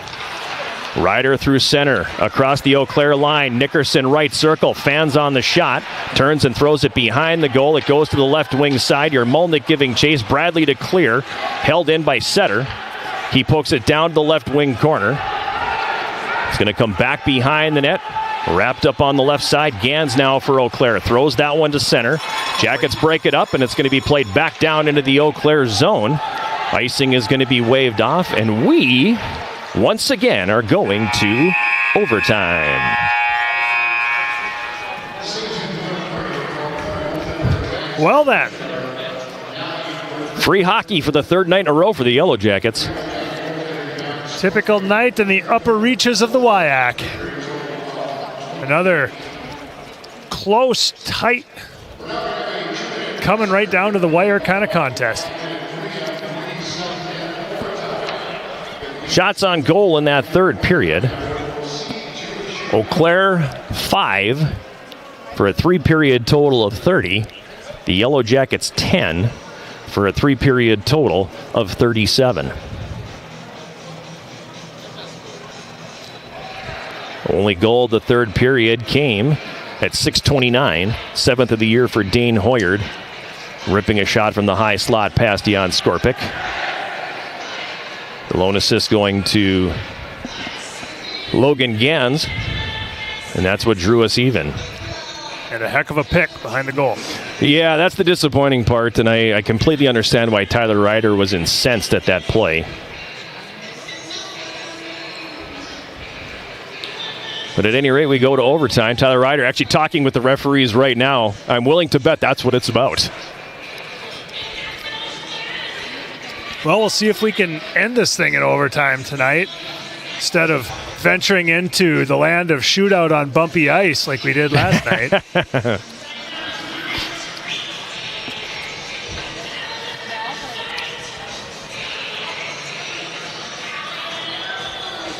Teams will change ends here for the overtime, so they'll have the long change to deal with.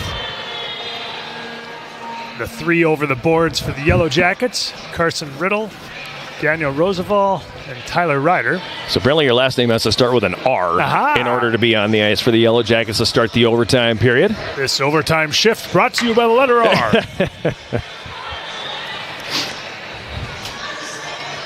R. Riddle will take the face-off.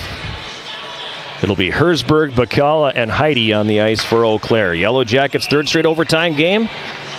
They are 0-1-2 in the extra session. Eau Claire 2-1-2. And the face-off controlled by Eau Claire. Bacala's got it. 2-on-1 developing quickly right off the face-off. Bacala, the shot save is made by Skorpik.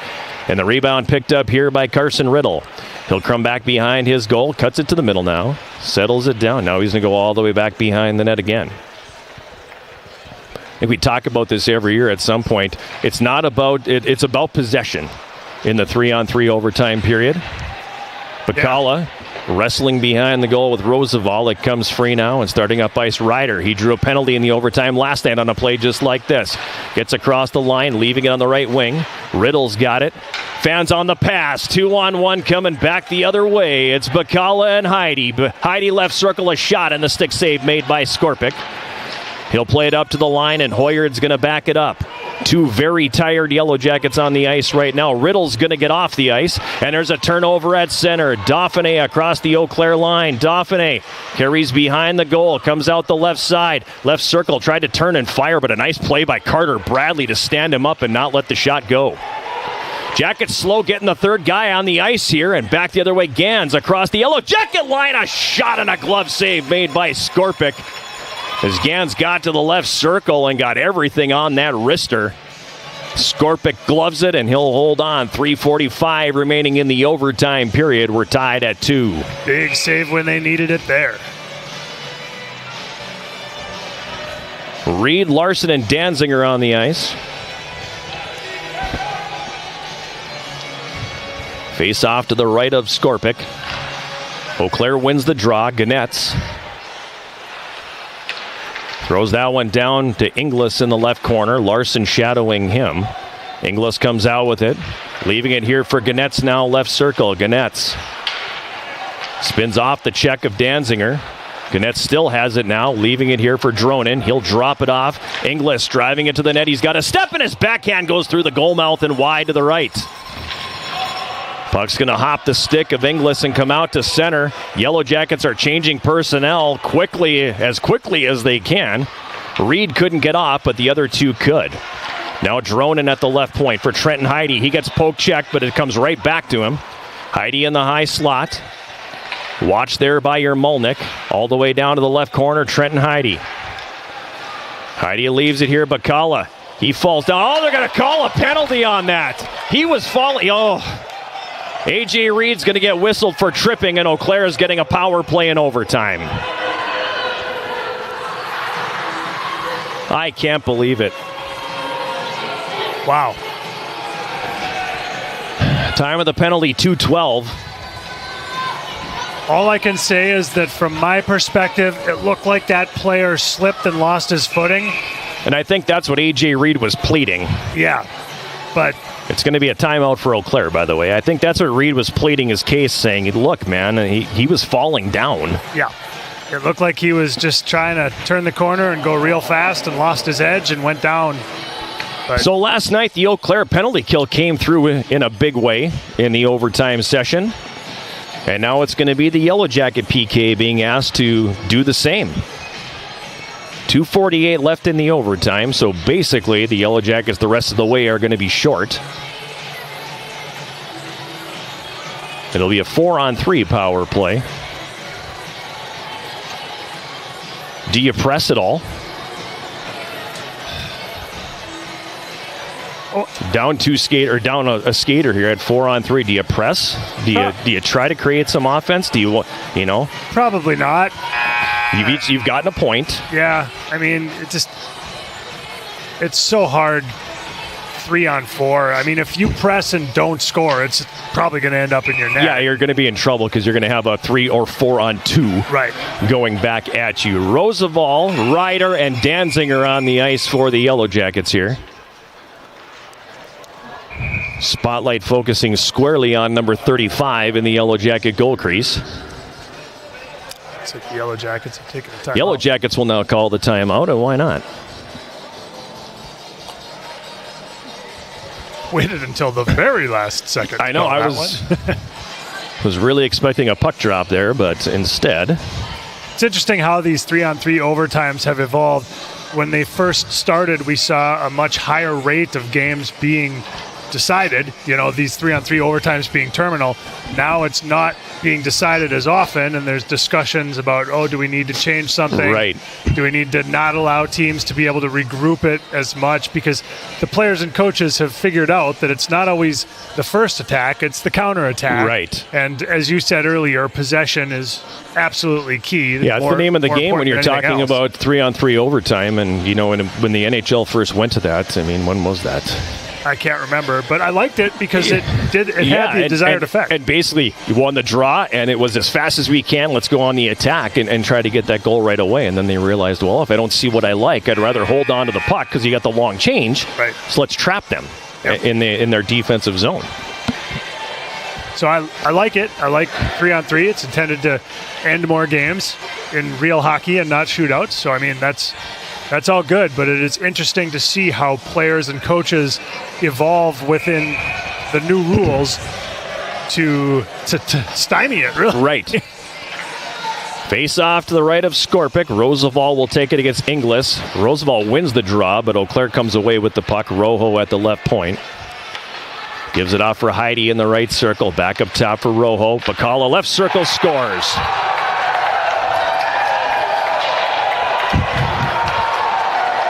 Power play goal for Eau Claire.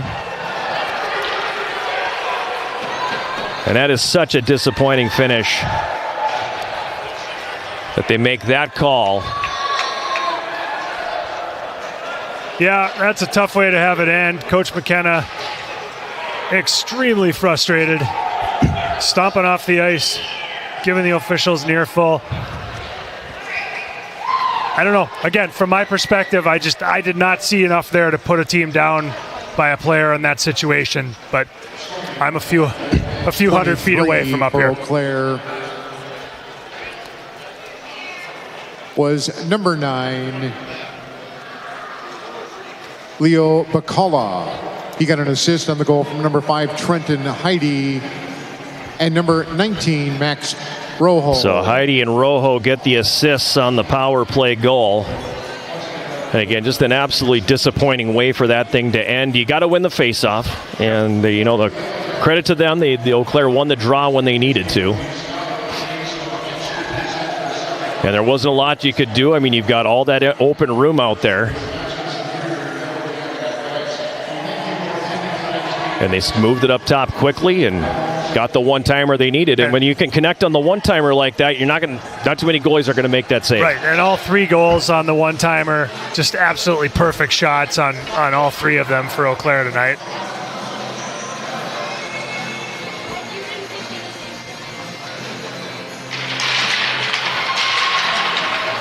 It's unfortunate that unfolded the way it did for the Yellow Jackets, but I guess the nice part is they get a point. Right. And with River Falls losing tonight, the Jackets will hop back up into 3rd place in the WIAC going into next weekend. So you do have that going for you. And that's not necessarily a bad thing. But that's 3 consecutive games now where they've gotten a point. Yay. But 3 consecutive games where they've only gotten a point. Yeah. And eventually, they are stacking points as minimally incremental as you can. Right. But they need to start tacking some points in a larger way here. But on the positive side, playing the first place team in the conference, and they were able to take points off them both nights, so that's good. Held serve to a certain extent at home, so that's a positive. Yeah, not as many points. It's interesting. Last night kind of felt like, yay, we took a point out of it, where tonight kind of feels like, took only a point out of it. Yep. Yep. And it's a difference between fighting back from 2 deficits last night and kind of grinding one out. You kind of feel like you almost kind of like snuck one out last night, where tonight you kind of feel like you gave one away. Yeah, I feel like you feel like the Yellow Jackets deserved a little bit better after the effort that they put in today. It was a much better effort than last night. It was a full 60. They had that little bit of a lull in the second period. Yep. But for the most part, they played a good solid 60 minutes here tonight, or 62-23 or whatever it is. Right. And it's too bad. I feel like they deserved a little bit better than they got. And, I guess you take your point, you jump up in the standings despite the loss, and you move on. Yep. And that's unfortunately how this is all going to unfold here tonight. Is she going to try to grab somebody?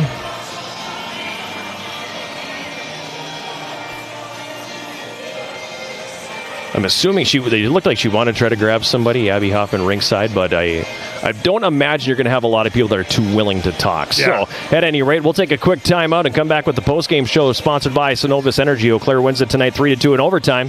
This is Yellow Jacket Hockey on 91.3 KUWS Superior and Yellow Jacket TV, an affiliate of the WIAC Sports Network.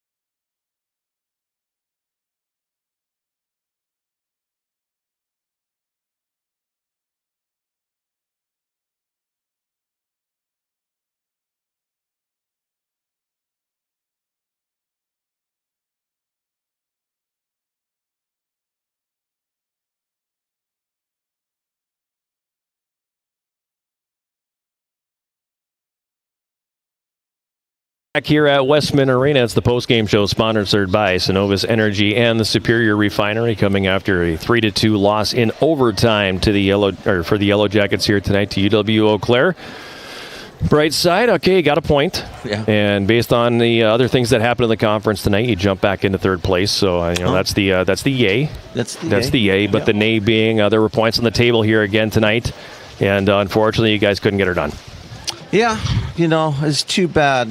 It's really sad. We just watched that call in overtime. It's too bad that had to happen, to ruin a good hockey game, because that was it's not a penalty. From our perspective, what we said, obviously we're a few hundred feet away, but what it looked like from here was that the player just lost an edge and fell. Yeah. Well, he hit him in his arm, and he fell down. Like that's not a penalty. So if it's a penalty, then it's a dive. So I don't know. Yeah. But that's too bad they got in the way. Obviously, I'm not trying to make excuses. That's just what happened. But I thought it was a good hockey game, and it is what it is. But we had the lead, and we didn't hold on to it again. And then we didn't really. I thought we responded pretty well with our energy, but we didn't. We didn't take advantage of our opportunities that we had to score a goal, and so. When that doesn't happen, then you're in overtime, and then you can allow things like that to happen because you didn't take care of business. Yeah, that's a good point. When you flip it to the personal responsibility aspect, is that you did have some good chances, just couldn't quite bury that third goal that would have put that thing away. But all in all, a good response, a good effort. It's kind of weird because like last night, you sort of feel like you steal a point, so it's like yay, we stole a point. Yeah, and then tonight it's kind of like. Oh, we kind of gave one away. Yeah, exactly.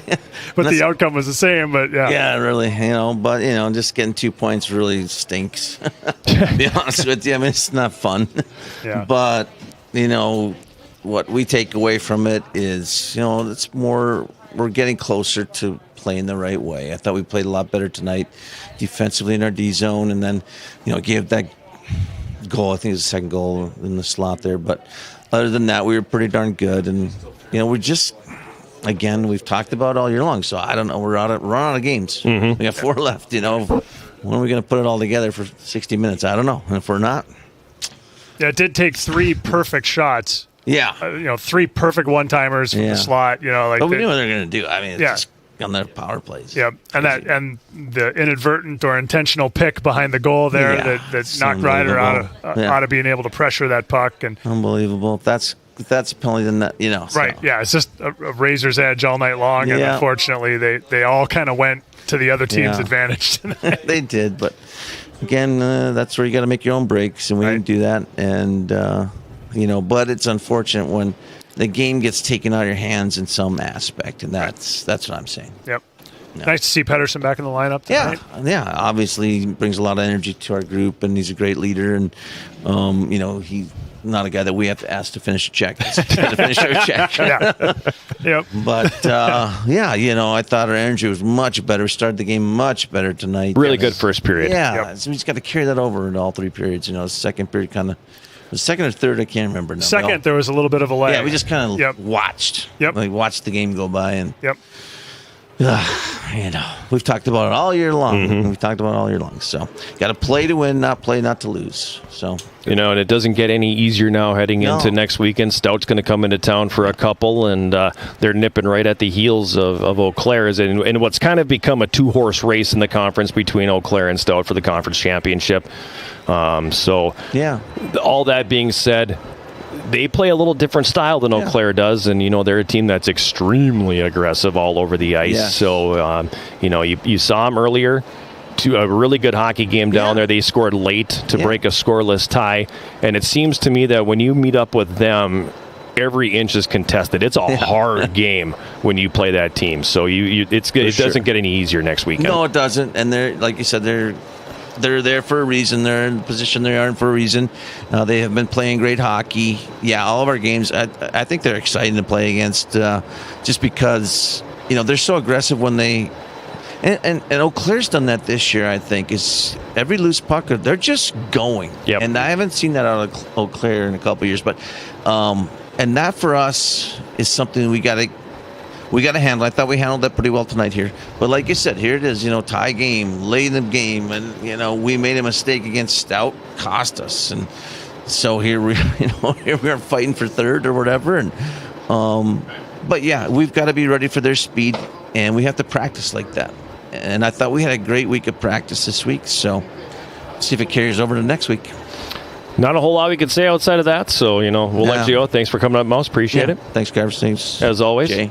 All right, we'll see you guys later. Take care. Yeah. We'll take that. Thank you very much. So that was Yellow Jacket assistant coach Brian Meisner. And with that, let's jump into the post-game summary. It was the Yellow Jackets who drew first blood, and it came late in a very well-played first period. It was a period that I thought the Jackets did a tremendous job of matching the speed and the energy that we saw from Eau Claire. And I think we said 180 from Friday night. Yeah, absolutely. It was a great first period for the Yellow Jackets. Really checked every box. Tyler Ryder scored the first goal of the hockey game, his third of the season at 18:47 of the first period, and that put the Yellow Jackets in front.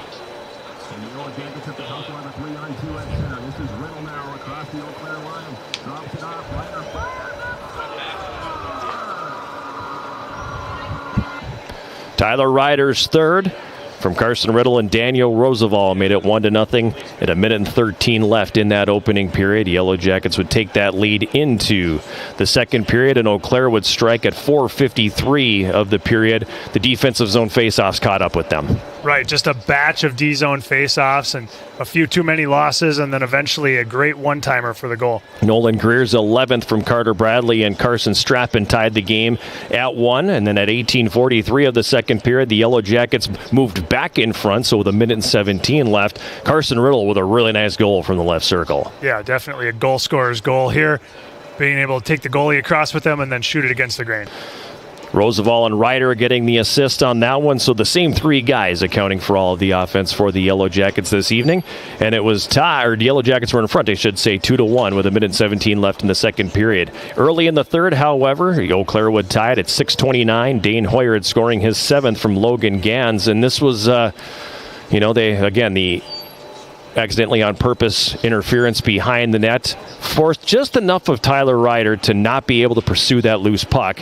Gans catches up to it behind the net, and he is able to find Hoyard in the slot for the one-timer. Right, and a perfect one-timer. Just another great shot. Billy Skorpic had no chance. That was at 6:29 of the third period, and it was a 2-2 game at that point. Would stay that way into the overtime, and then we talked about the penalty that was called. And, we were all about it last night when the Yellow Jackets got the power play in the OT, and this time it went the other direction, so live by the sword and die by the sword, and Leo Bacala made the Yellow Jackets pay, scoring on a one-timer from the left circle up into the top corner, his 8th of the season. Max Rojo getting the assist. Final score 3-2 for Eau Claire. Shots on goal in the overtime period. Eau Claire had 4, and the printout got cut off.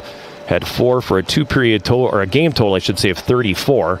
The Yellow Jackets didn't have any, game total of 36. Penalties in the game, the Yellow Jackets taking 4 penalties for 8 minutes. Eau Claire 2 penalties for 4 minutes. On the power play, Eau Claire went 1 for 3, and the Yellow Jackets were 0 for 1. Max Guchar finished the evening with 34 saves. He is going to get the victory in goal. His record now 14-5-2. At the other end, Jan Skorpic made 31 saves, and his record now 6-5-1. With the victory, Eau Claire is now 14-5-2 overall, 9-1-1 in the WIAC. They have 28 points. The Yellow Jackets fall to 11-8-2 overall, 4-6-1 in conference play, but they now have 3 bonus points, and they are sitting with 15 points. And why is that meaningful? Well, when you look at what else happened tonight, UW-Stevens Point defeated River Falls 5-2. So that allowed them 3 points. They now have 14. River Falls gets 0. They still have 14. The Yellow Jackets getting that bonus point. They're back up into third place by the slimmest of margins, but they are right now sitting in third place. UW Stout defeated Beloit 4-1. So what that means is you've got Eau Claire in first place with 29 points, Stout second with 25. There's 12 points remaining. So the best that the Yellow Jackets can do is 27. They cannot win the conference. They have to win out and need help in order to get number 2. So right now, you've got Stevens Point, Superior, River Falls playing for that number 3 seed. Right, and what comes with that 3 seed? That comes at the 3 seed is you get a bye in the first weekend. Right. Because I think for a team that's as banged up as this team has been all season long, I mean, he hasn't had his actual roster on the ice together yet.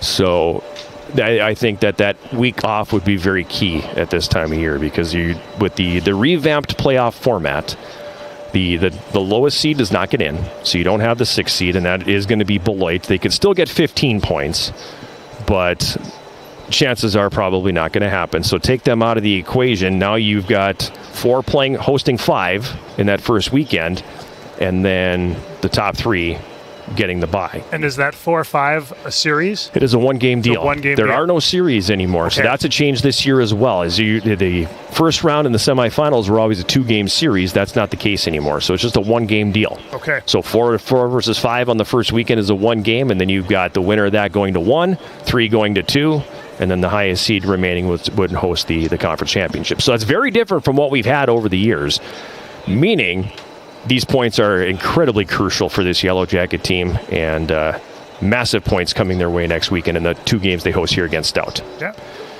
With that, let's just jump right into your 3 stars. Sure. 3rd star tonight is UWS senior forward Carson Riddle. He had 1 goal and 1 assist, and he had a really good weekend. I mean, he was involved in everything, did a great job on the penalty kill as well. He was a big-time player for the Jackets, so definitely deserving of the 3rd star at least tonight. I can live with that. Number 2 star is from Eau Claire, Dane Hoyard. He had 1 goal, and it was a biggie. It was the equalizer in the 3rd period. And again, just another player that, if you listen to the broadcast both nights, you were calling his name all the time. Yep.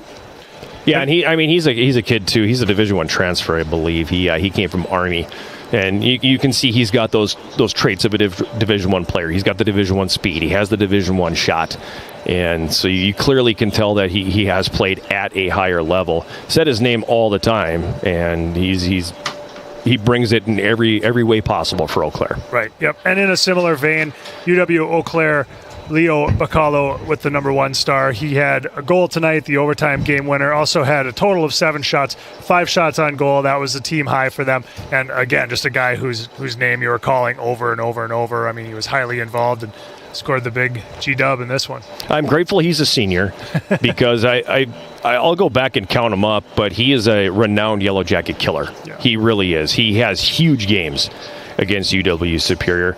Scored the winner in the shootout last night, drew the penalty, scores the power play goal. Yeah. Yep.